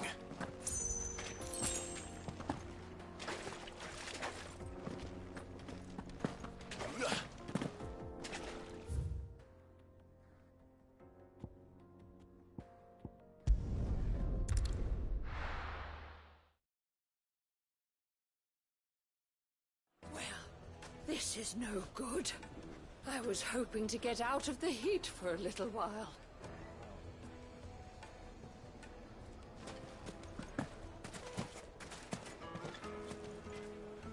So, how'd it go? You learn anything useful, or should I be looking for a new trade? Only that a blade should be durable and stay sharp. But I don't see how that relates to the spirit of Dalamil. I didn't have much luck either. All the cook said was that he needs his knives to be light. Too heavy and they do his shoulder in. So we're no better off than when we started. Perhaps Lubor didn't mean anything with his Dalamil remark. But that can't be right. I've bandied enough words with the man to know that he chooses them carefully. No. We must be missing something. Something right in front of our noses, most likely. No doubt you're right, but I have to make a start soon. I can't put off making this knife forever. Agreed. Lubor wouldn't like that much. Right. I've been trained to work iron. The cheap stuff, mind. But it's hardy enough if you don't hammer it too thin, and it sharpens up nicely with a bit of effort. Trouble is, it's either durable or it's light. Meaning someone is going to be disappointed. Forge Master Lubor, probably. Is there no one else you can turn to? Someone who knows their metals, perhaps? The other apprentices know better than to help me with my test. But maybe there is someone I could turn to. A merchant, a favourite of Forge Master Lubor's, who sells metals to tradesmen passing through the Valcroy. I bet she'd know a thing or two.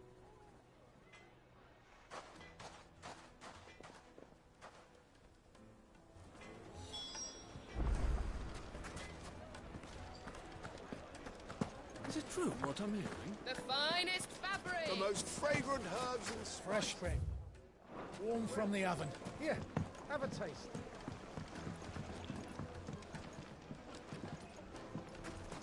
Plates and pots! There he is. The man who's... I was hoping we'd be seeing you again. The baths grow more bearable by the moment.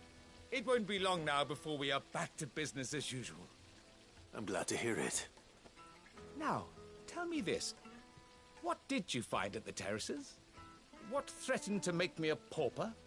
Not what I expected, that's for certain.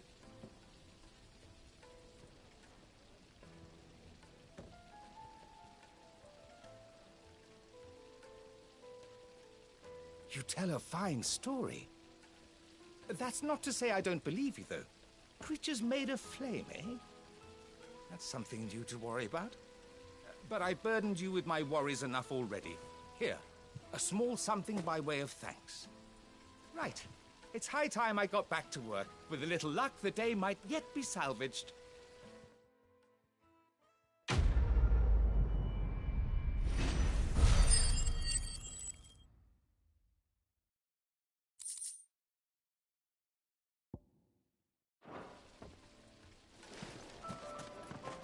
Made from the stoutest stoneware.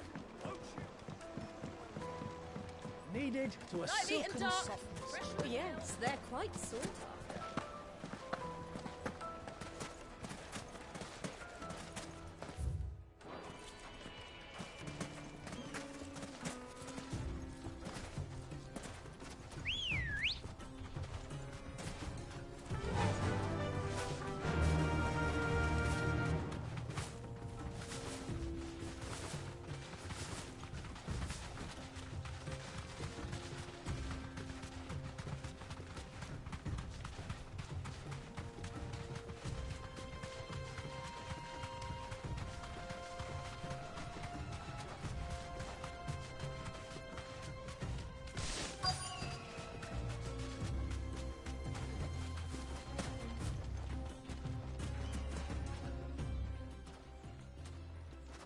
Any luck? Or will you be needing help with your bags? Well, I asked her, but... Oh, you tell him. If you're looking to make a knife that will impress a master like Lubor, there are options. They're just not that viable. Featherlight adamantite knives will get passed from generation to generation, never needing so much as a lick of the whetstone. But adamantite ore is unique to ash, so doesn't come cheap. And it's beyond my skill to handle. Unique to ash. Are there any materials unique to Dalamil?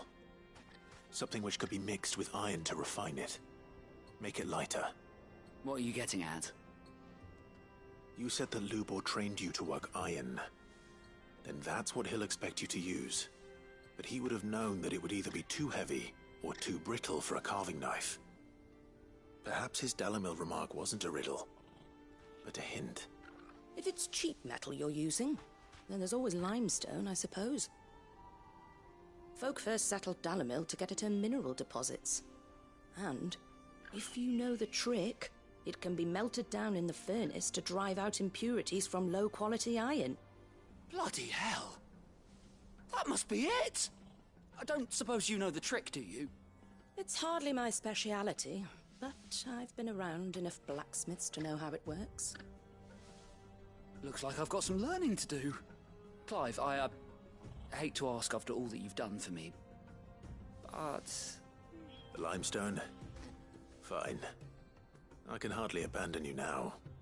Besides, I want to know if this is the answer to Lubor's little riddle. I can't thank you enough, Clive. You'll have no trouble finding limestone over in the terraces.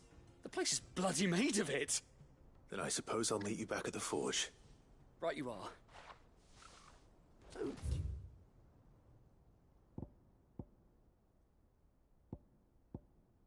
you crush it up, or just throw it in the furnace?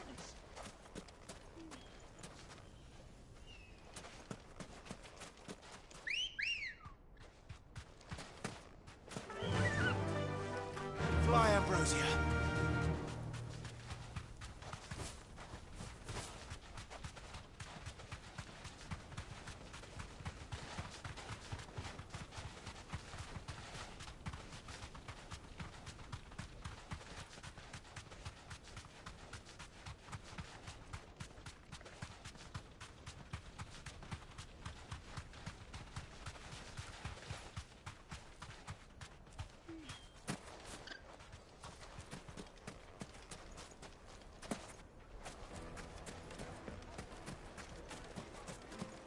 Is it true what I'm hearing? My carpets have brighter... Fresh bread, warm from the oven. Here.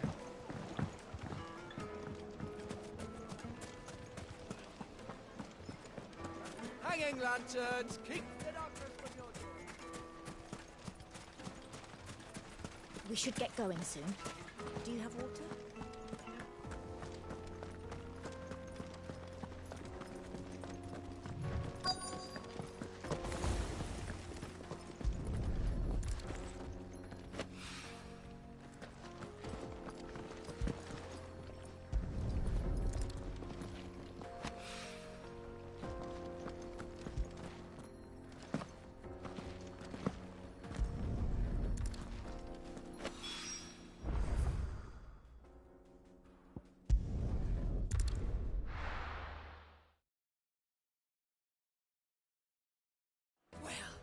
This is no good.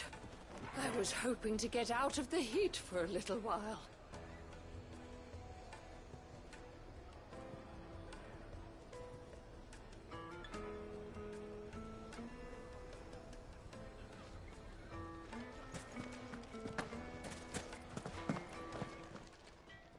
You wish to talk? Oh, don't be a stranger. I wasn't sure how much you'd need, but I hope this is enough.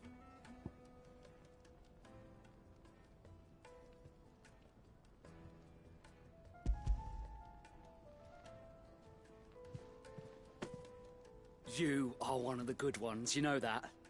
You and that merchant both, she's got quite a gift for teaching, that one. Now, time to see if limestone is the secret weapon we were hoping for.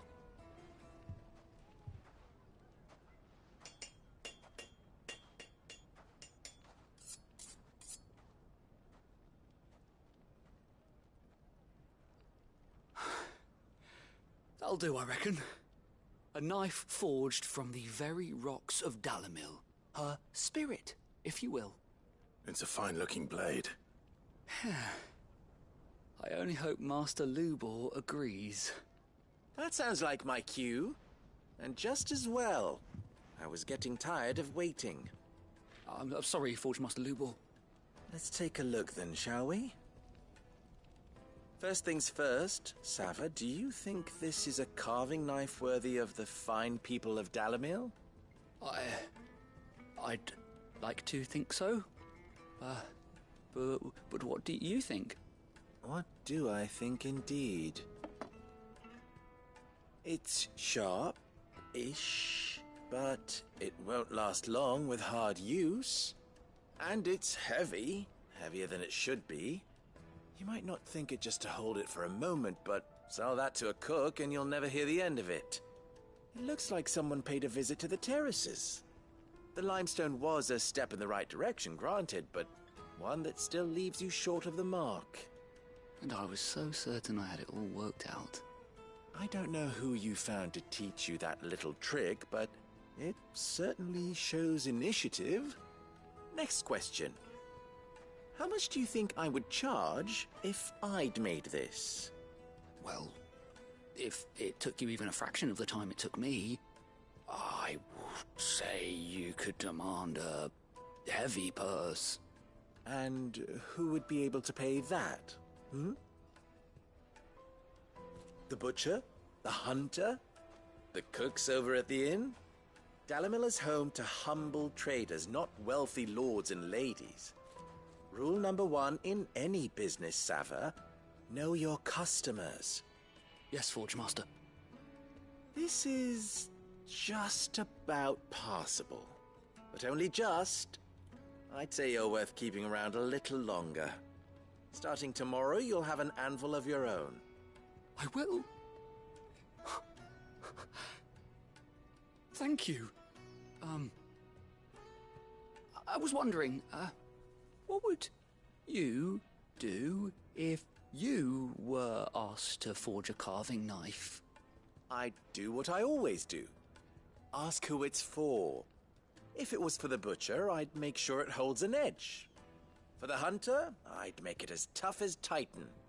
For the cook, light as a feather.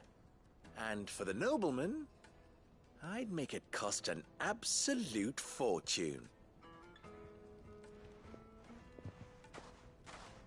There goes a master, all right.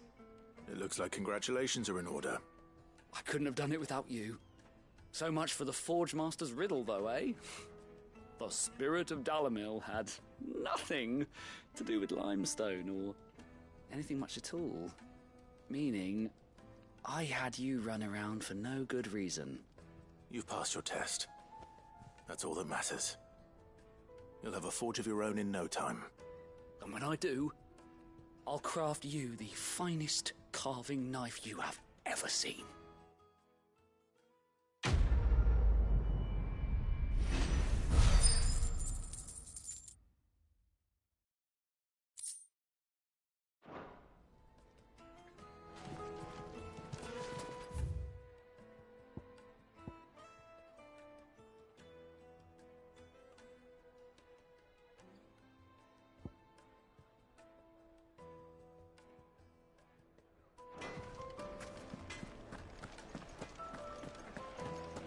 Finest fabric. Take a sniff, good sir. Need to a silken softness. Made from the stoutest stoneware. Hanging lanterns, keep the darkness from your door.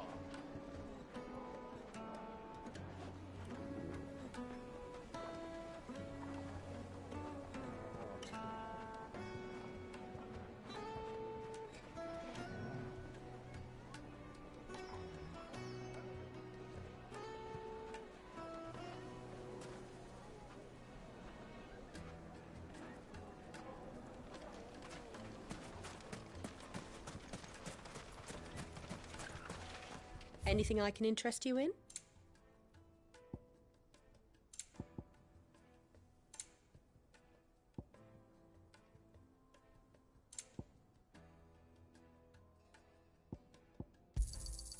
Here you are.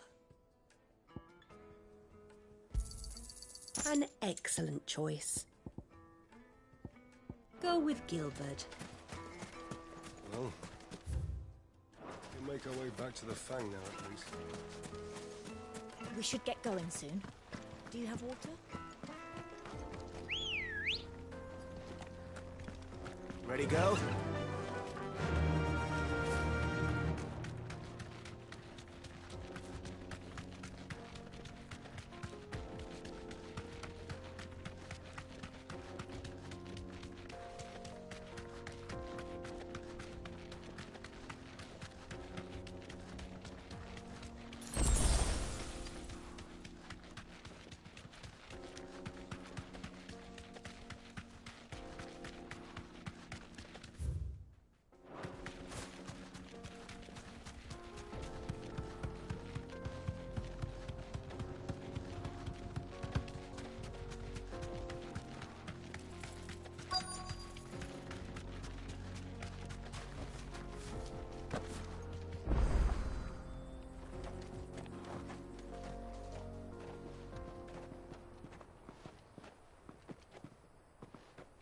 There it is. Drake's Fang.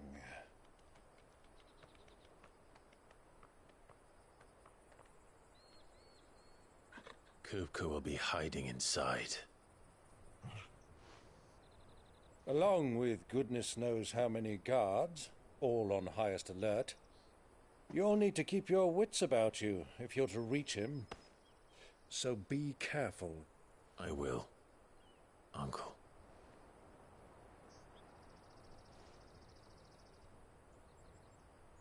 Before you go, Clive, allow me to apologize.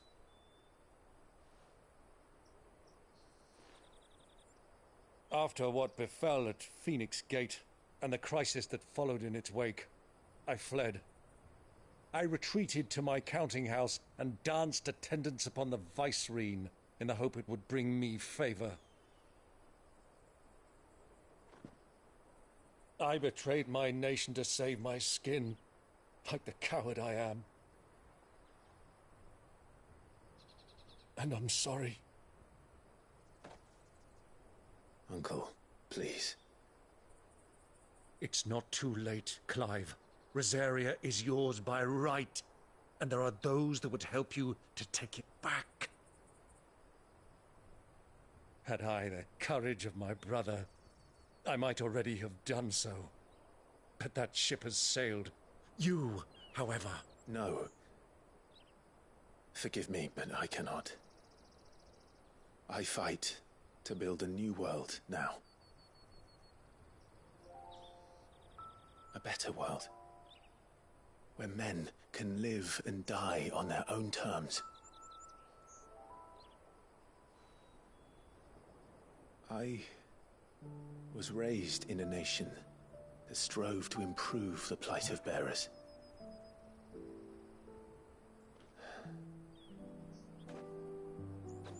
Only later did I realize that spark of freedom did not arise by chance, but was kindled by my father. You would see me follow in his footsteps. And that is exactly what I mean to do. Not by ruling Rosaria, but by extending his ideals to the whole of the twins. Though every soul in the realm may judge my actions heresy, I am certain my cause is just. You really are just like him, you know?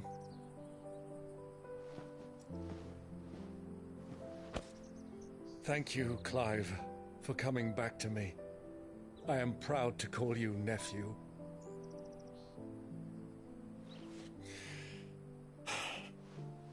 Well then, this is where we must part ways. Wish me luck in convincing my Canvarian friend to share his considerable talents. I mean to plunder his coffers and prove myself worthy of a place in your merry band. Till then, my boy. Till then, go safely, Uncle. And you, nephew. We have much to catch up on, you and I. I shall expect you to regale me with the tales of all your adventures when next we meet. You can regale me too, Torgal.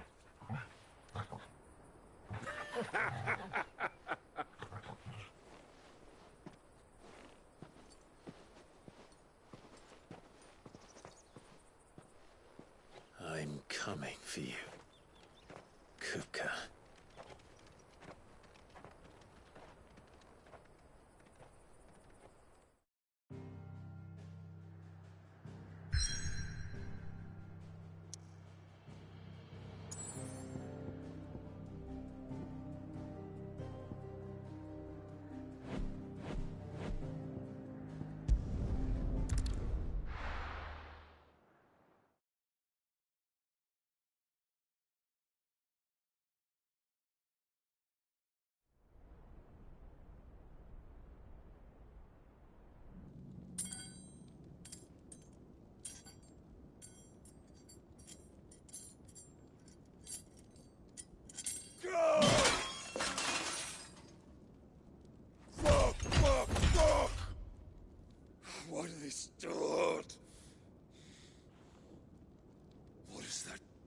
What a rat done to me.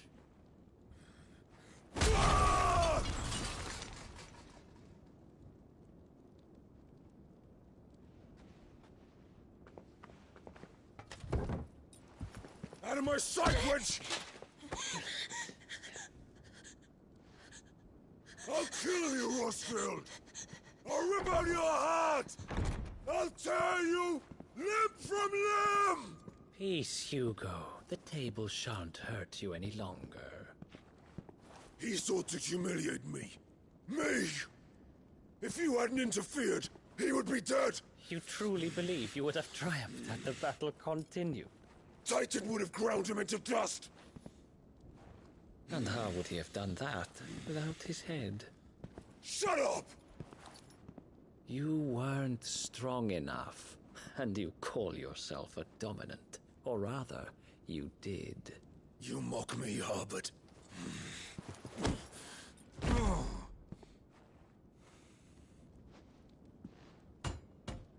Do you see, Hugo? You are weak. Fuck! But so long as that fire burns within you, there is still hope. There may yet be a way for you to take your revenge. Tell me, what must I do? Please, I'll do anything. Just tell me.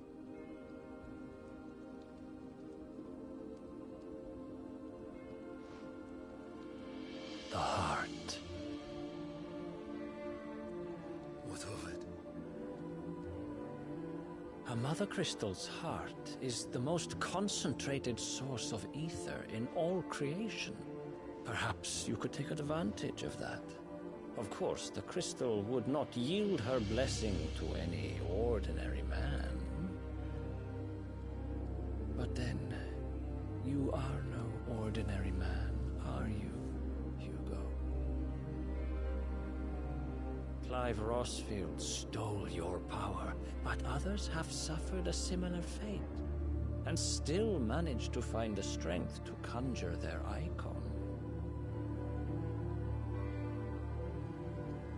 Like Benedicta Harmon. She too drank of the ether and gained a power beyond human understanding. She did.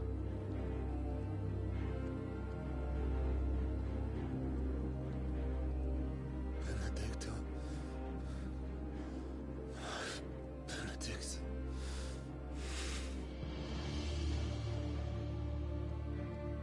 I'll do it. My love. I'll avenge you.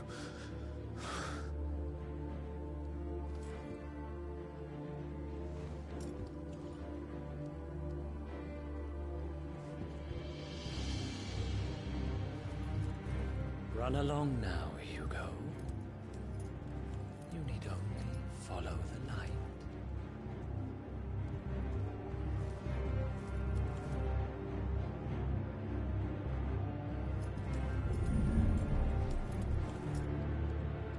Muthos is here. Very well, it shall be so. You may leave everything to me, Your Majesty.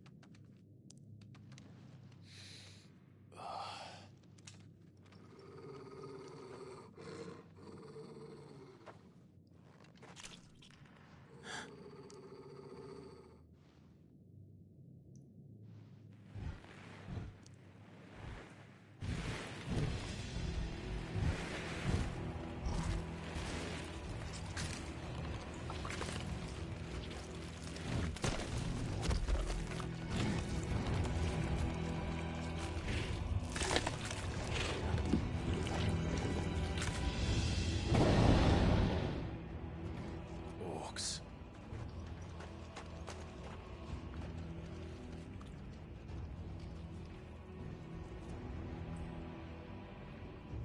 Did the royalists bring them from Ash?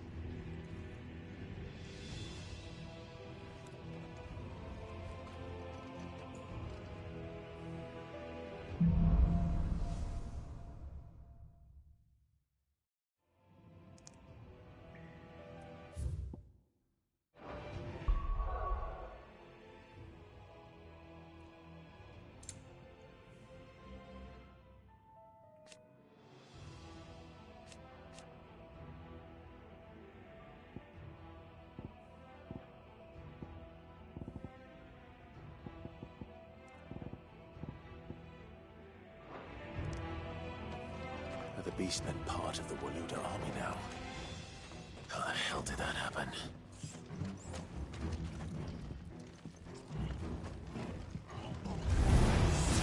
They spotted us. With me, Joel.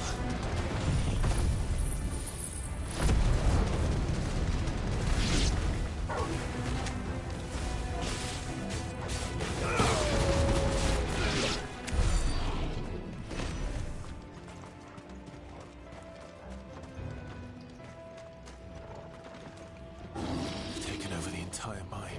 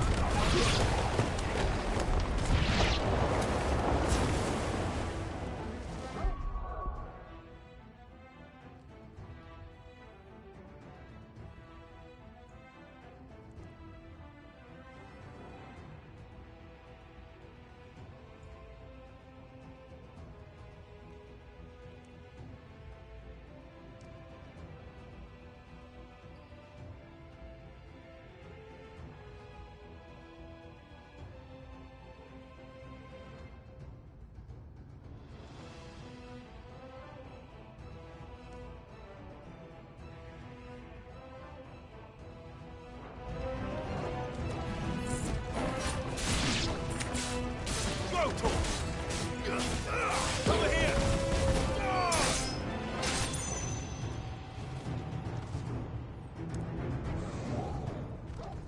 Nice try. So much for the men of the Rock. Dalmekia's finest.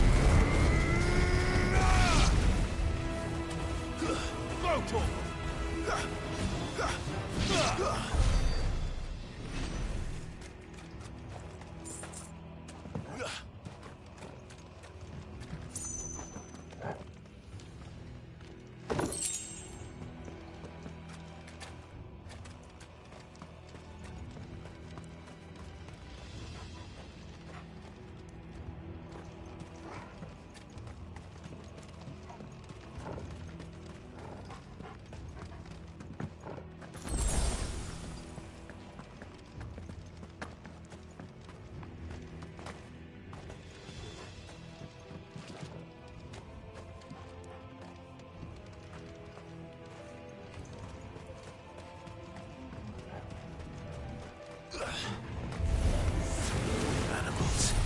You should never have left Ash.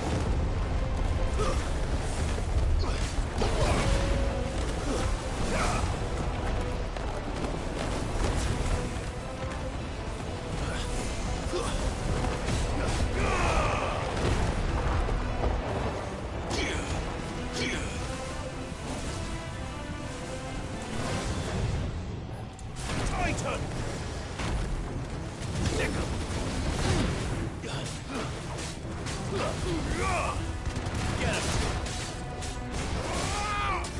Over here! Enough! Sick!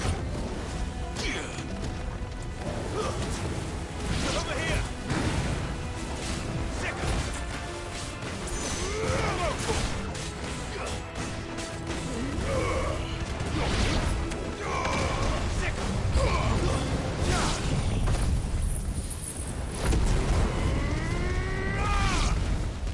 Get him!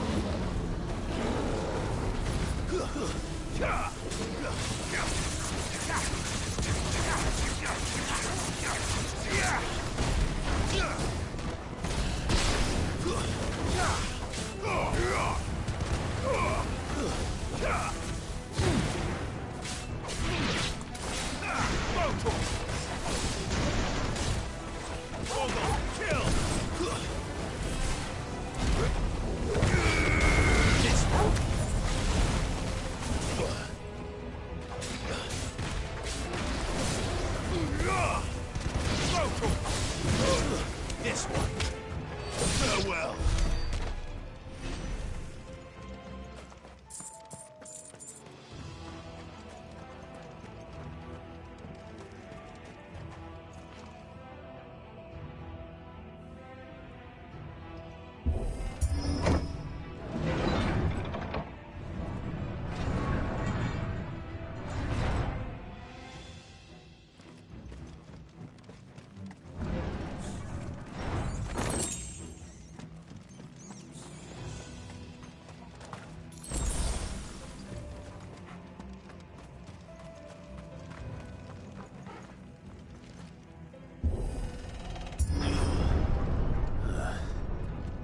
Stairs. This must be the way out.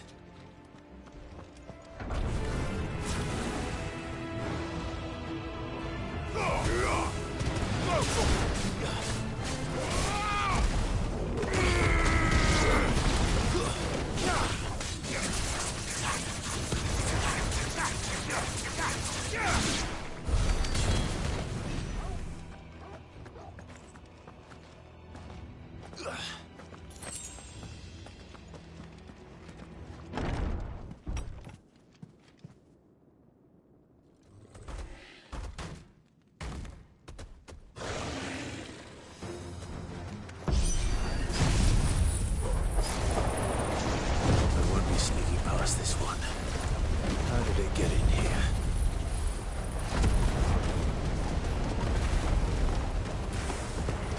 This one. Over here.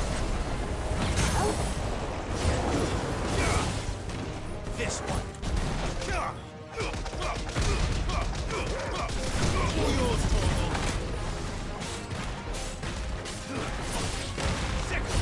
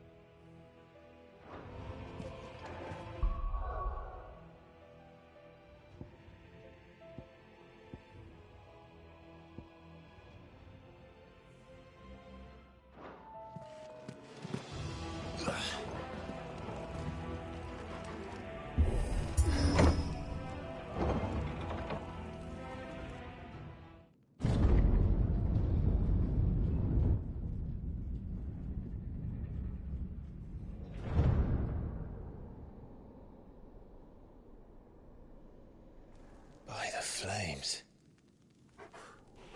Come on, Torgal.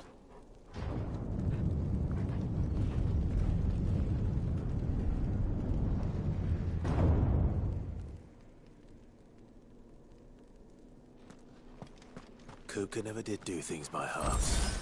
As if taking the Mother Crystal for his own wasn't enough. He had to build his castle in it.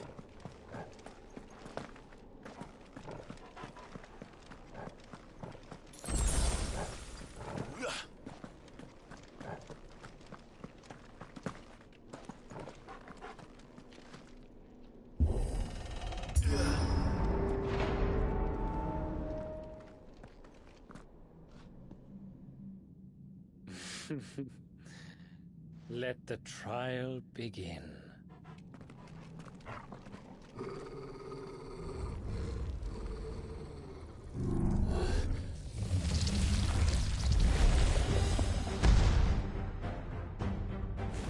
What the hell? With me, Torgal.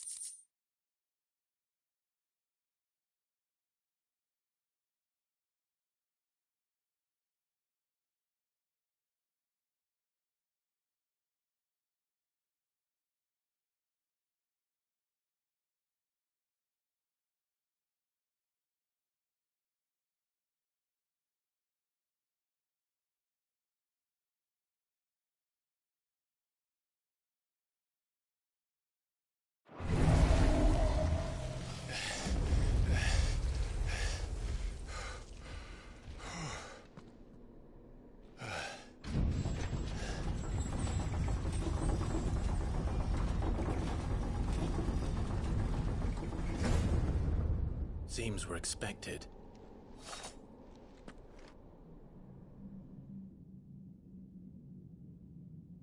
So this is the power of Muthos.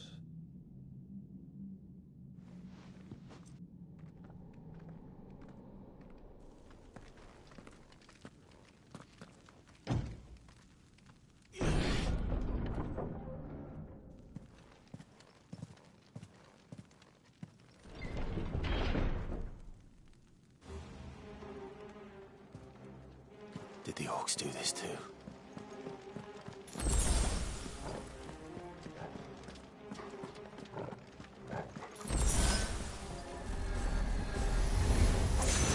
More of them.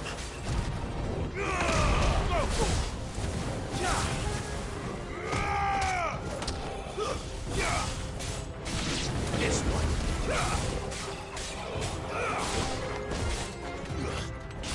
Get him! Over here! This one.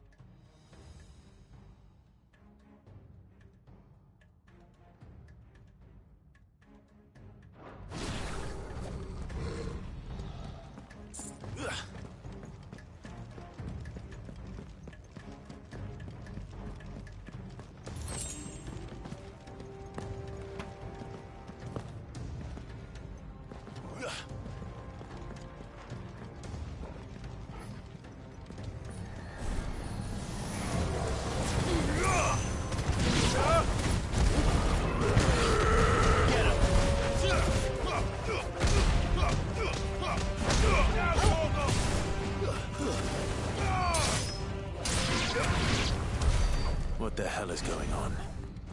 Are these things here for me? Or for him?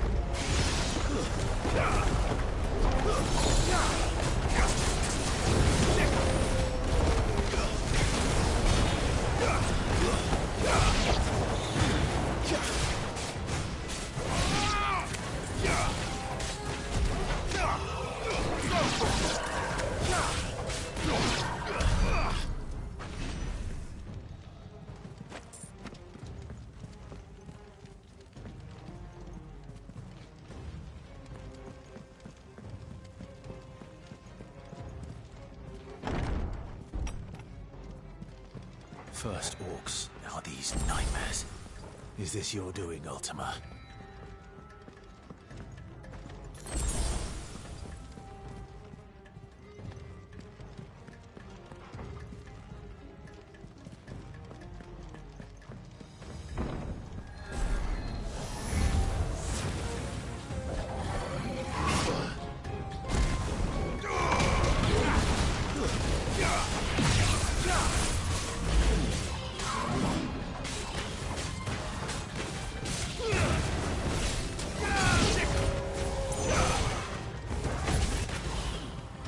This one.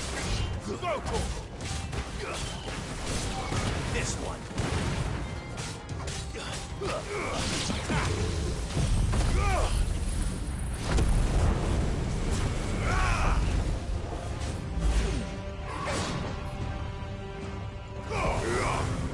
Get him. Torgal, kill.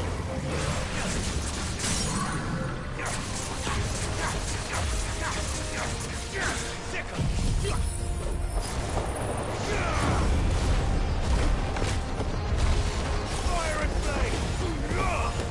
This one!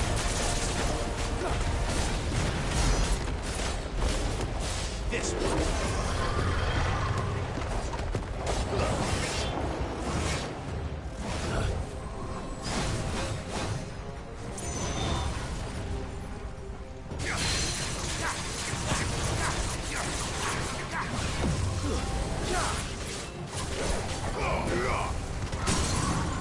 Over here! Titan! This one!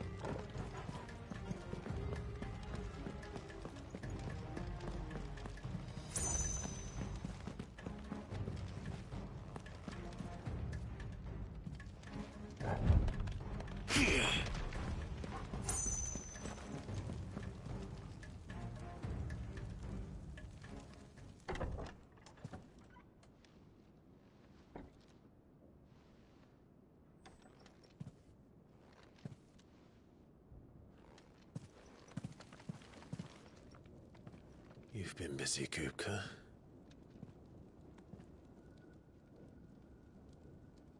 But where did you go?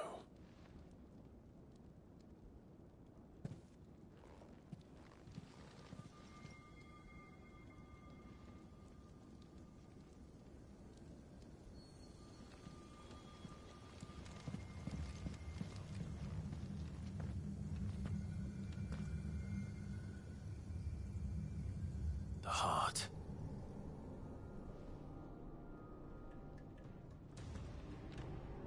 He's in the sanctuary. I can feel it. Come on, Torgal.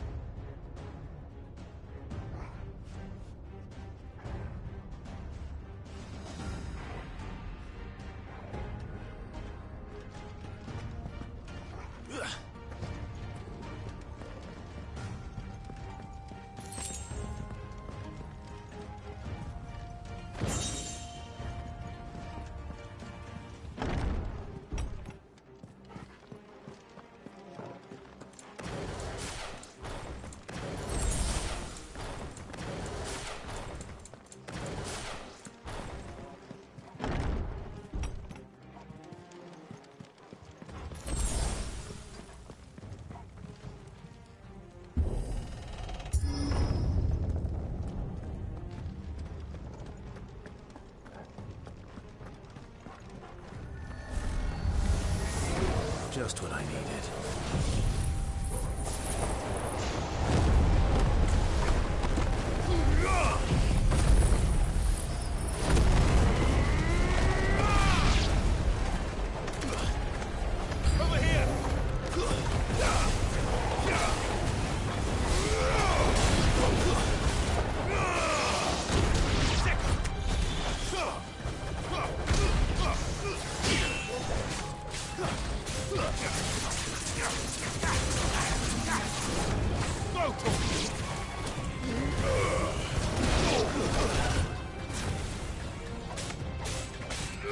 Get him!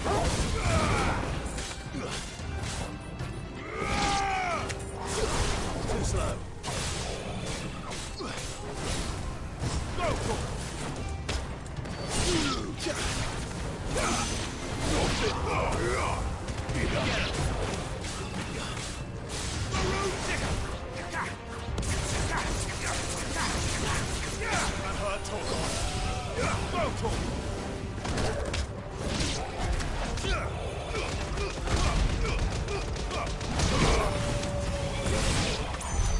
That had better be the last of them.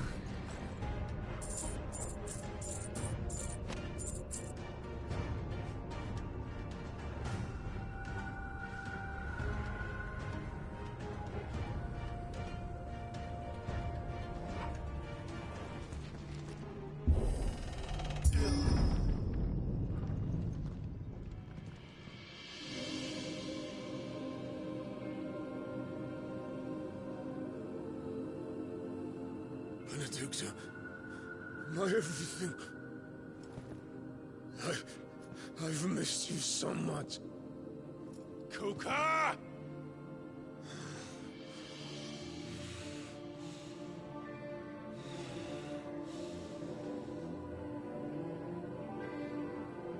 I swear to you, my love,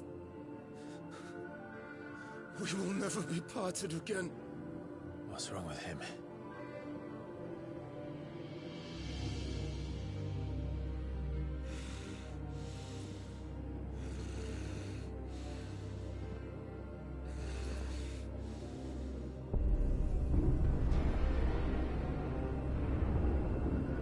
You got away from her!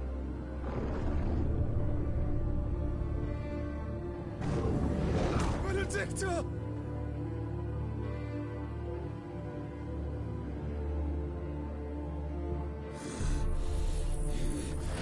I'll kill you, Roswell!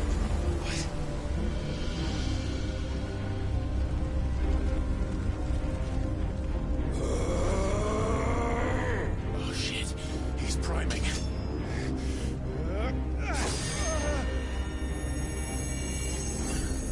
No, not now.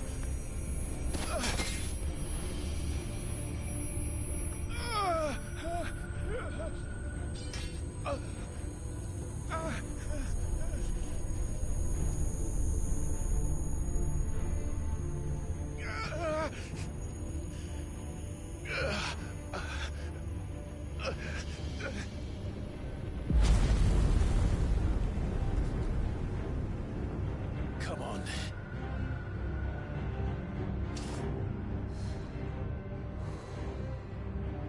Find him. You've done this before. You can do it again. Let the flames burn within you. No. Let them burn without. Come to me, Ifrit!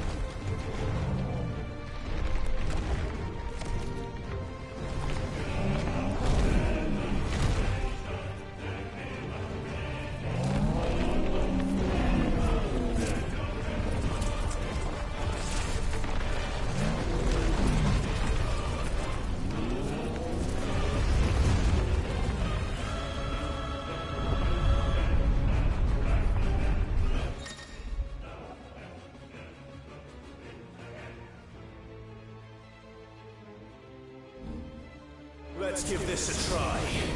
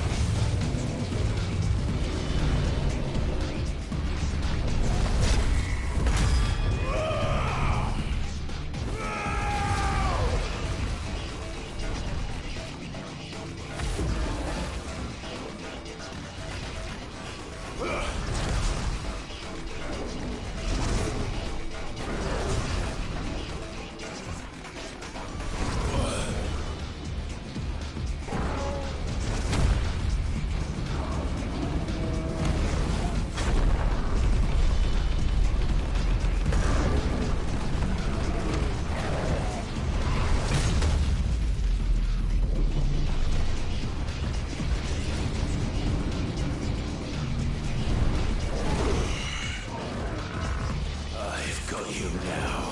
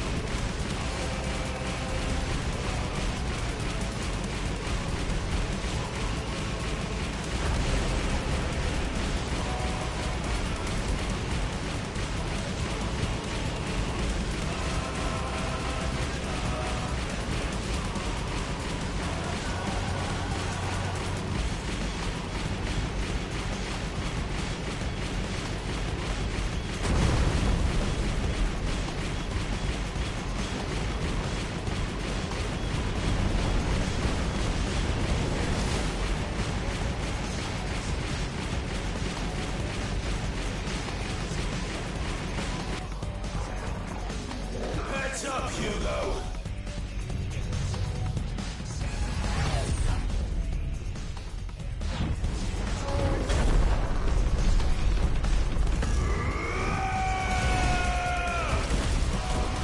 Your time is past! And this game is over!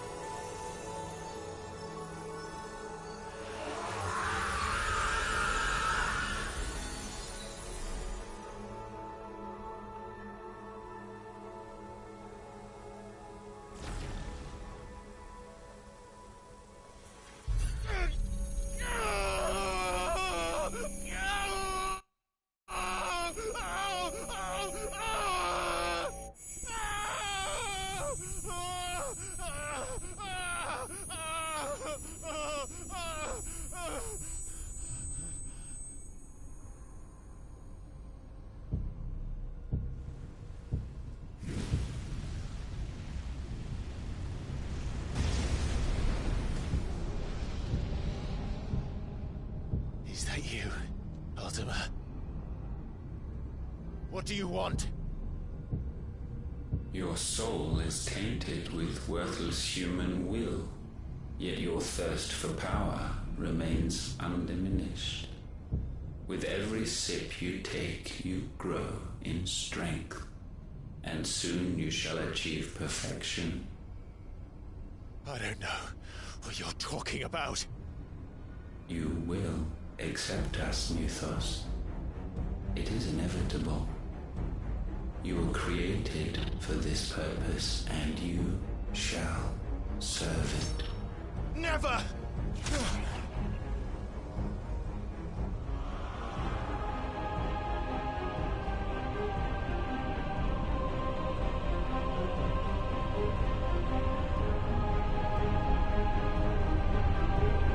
Fight it, Clive! Don't let him in! Consciousness. We see now. Human will is so insubstantial it cannot exist in isolation. You mitigate its weakness by interweaving it with your consciousness. We believed we had merely to purge you of your will to claim our vessel. It appears we first have to sever every thread of the consciousness that supports it. No matter. The time to build a new world is not yet upon us. We will contemplate.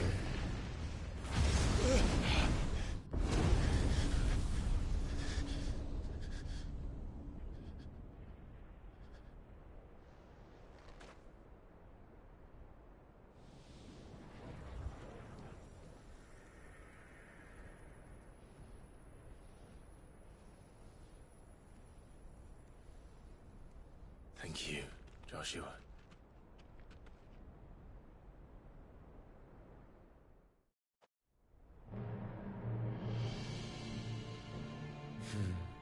One can no more command the power of ether by drowning in its flood than one can constrain the tides by standing in the sea. I had thought Hugo wiser than this, but it seems his head was full of rocks after all. Titan was strong. Your Majesty. But Mythos is stronger. For 5 years, that man lived only for revenge. Clinging fast to a fiction, even as it swept him into the abyss.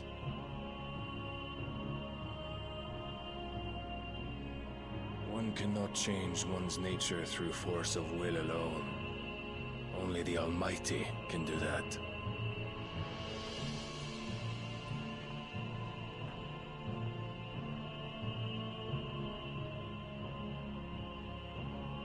Hugo Kupka, the man who gave his life for a woman's head. A fool like all the rest.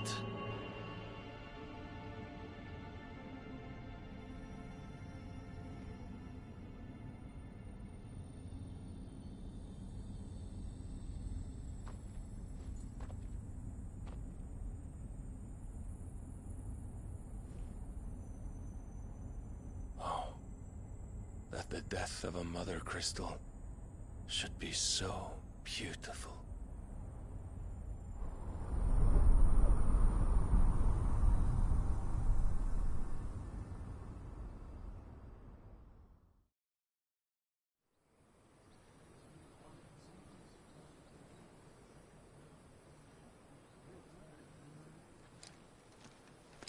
Some medicine, my lord?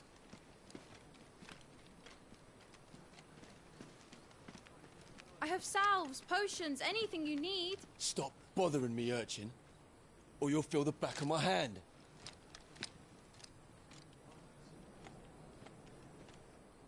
You must consider your health, my prince.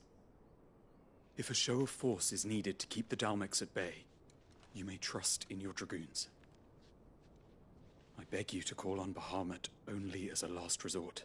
His strength comes at too great a cost. The Empire agreed to an armistice with the Republic, and yet the Emperor still plots its ruin. For now, the Dalmex suspect nothing, and as long as I can hold their gaze, war need not be inevitable.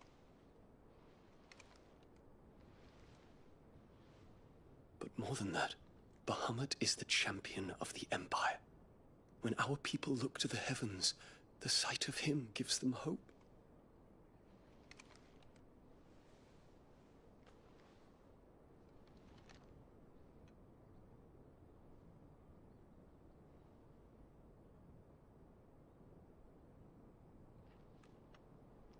Forgive me, Terence.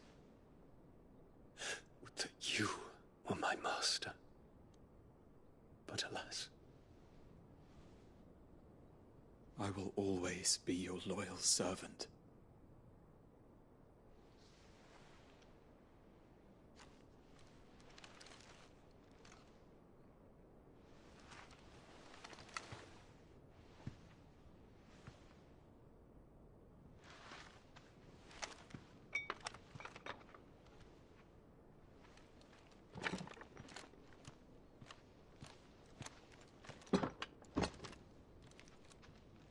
Should the Council's brazen maneuvering prompt the Republic to tear up their own treaty and launch a new assault, our soldiers would advance to meet them, cutting across the Central Isles, but not in time to prevent their forces from breaching the southern defenses and storming Twinside. And so the capital would become a battlefield. Thousands of innocents would die. I cannot allow that to happen. There is one small mercy, at least. You will not be forced to do battle with Titan.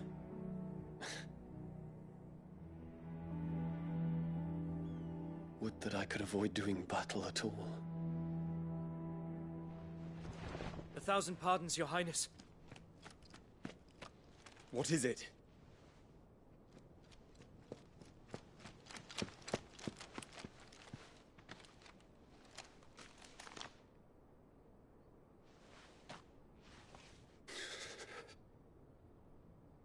Olivier has been made Emperor. What is the meaning of this? My father's orders. What were they? Quickly! Yes, Your Highness. His Radiance requests that Your Highness maintain position here and... Gah!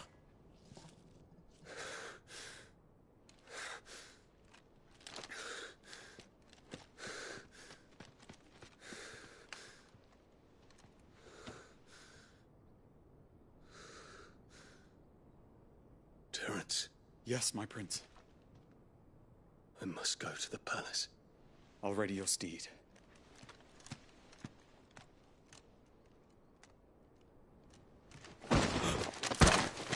What is it now?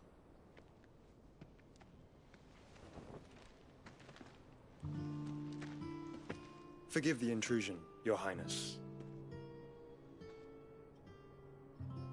I know you. At ease.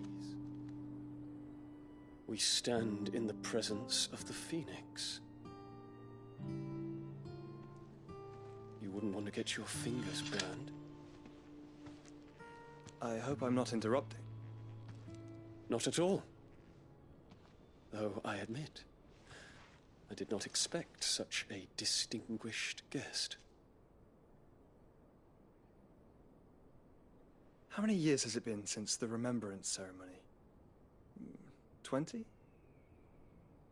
I thought you long dead. Do I address a ghost? Many have told me that I look like one. But no. I'm alive. Just. Prince Dion of the House Lesage, I have a tale to tell you.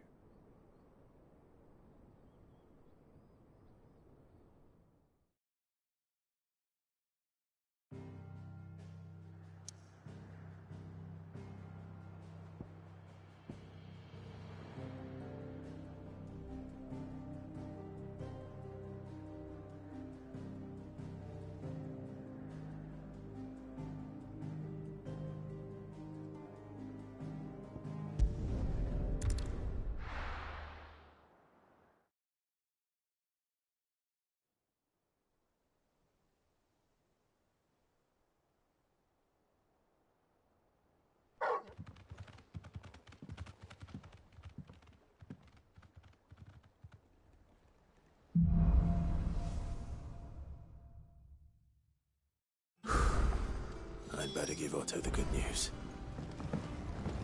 Walkways need patching up. Give me 50 good wards, each man each.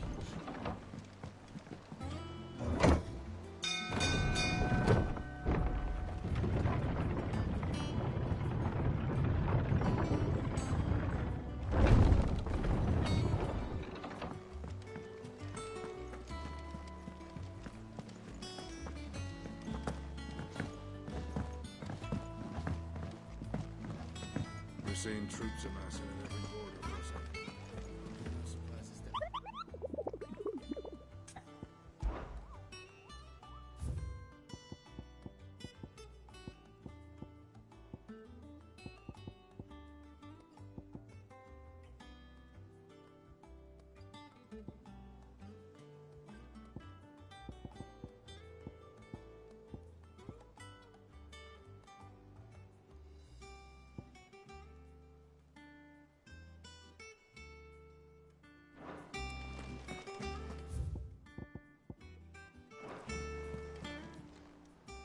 Clive!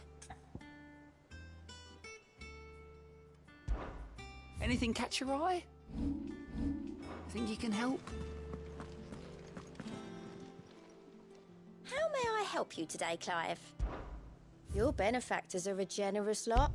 Hasn't been delivered yet, I'm afraid. All in good time, eh? Sorry, but you're not quite there yet.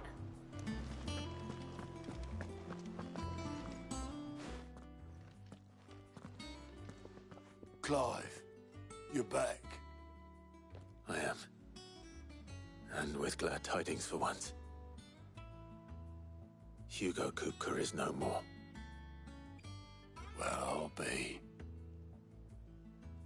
All of our comrades who lost their lives back at Sid's place be smiling down at you right now. We had a stolus from Lubor saying Drake's fang had fallen. I expect that was your doing as well, was it? It's a long story. One for the history books, I'll bet. Welcome home, Clive.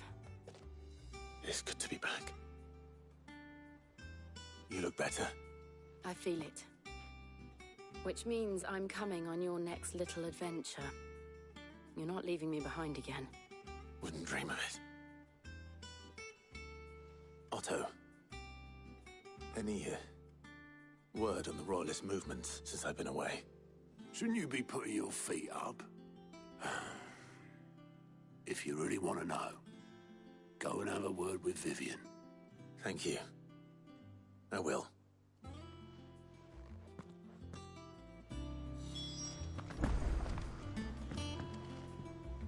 Ah, the conquering hero returns. And with hardly a scratch on him. I may have picked up one or two. Well, the fact that you came straight to me instead of visiting our resident physiker suggests that you picked up something more important. A scent. The scent of Waludas. The very same. But whatever plans Kupka was hatching with the Royalists, he took them to his grave. As did his men. Slaughtered by the orcs who'd taken over the Fang. Orcs, Vivian. I've never seen such creatures in Storm before. The Waludas must have ferried them over from Ash, but why? Why work to rescue Kupka only to invade his home, the mother crystal of an allied nation, and let both fall? It makes no sense. Do you know the tale of the blind men and the Adamantus? One can often be led astray by focusing too closely on individual details. One must instead see the bigger picture. And what bigger picture is there than my map?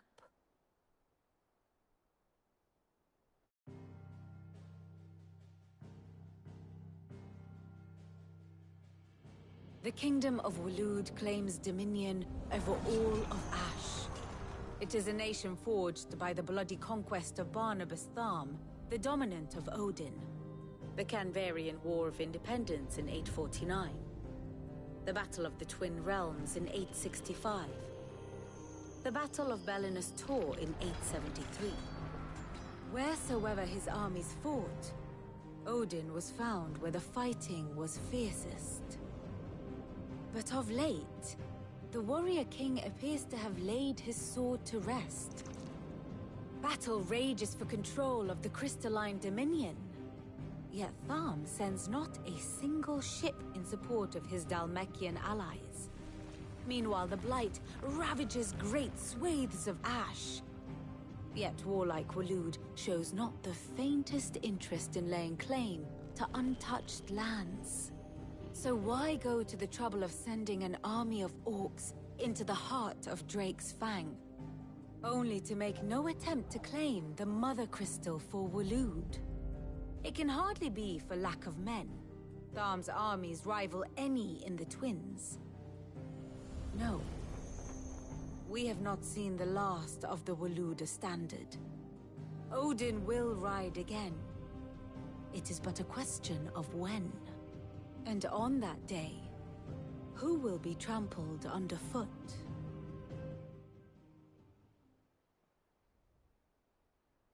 In summary, I know not to what end the Royalist betrayed Kupka.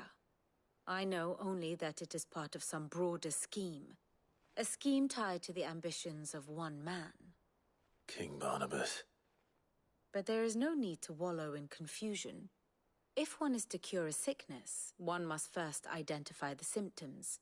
And your Lord Uncle has volunteered to do just that by keeping an eye on the Royalists' movements. He's really throwing himself into this. Indeed he is. Which means all that remains for us to do is await his reports. Well, not quite all in your case. The people of the Hideaway must hear the news. Justice has been done. Hugo Kupka is dead. The wounds he left that night are still raw, especially for those who lived with Sid the longest. Tell them that those wounds might finally begin to heal. Consider it the price of today's instruction. I've never known you to be sentimental. What can I say? I am only human. And we are, all of us, sentimental animals at heart. I suppose we are. Very well. I'll go and spread the word.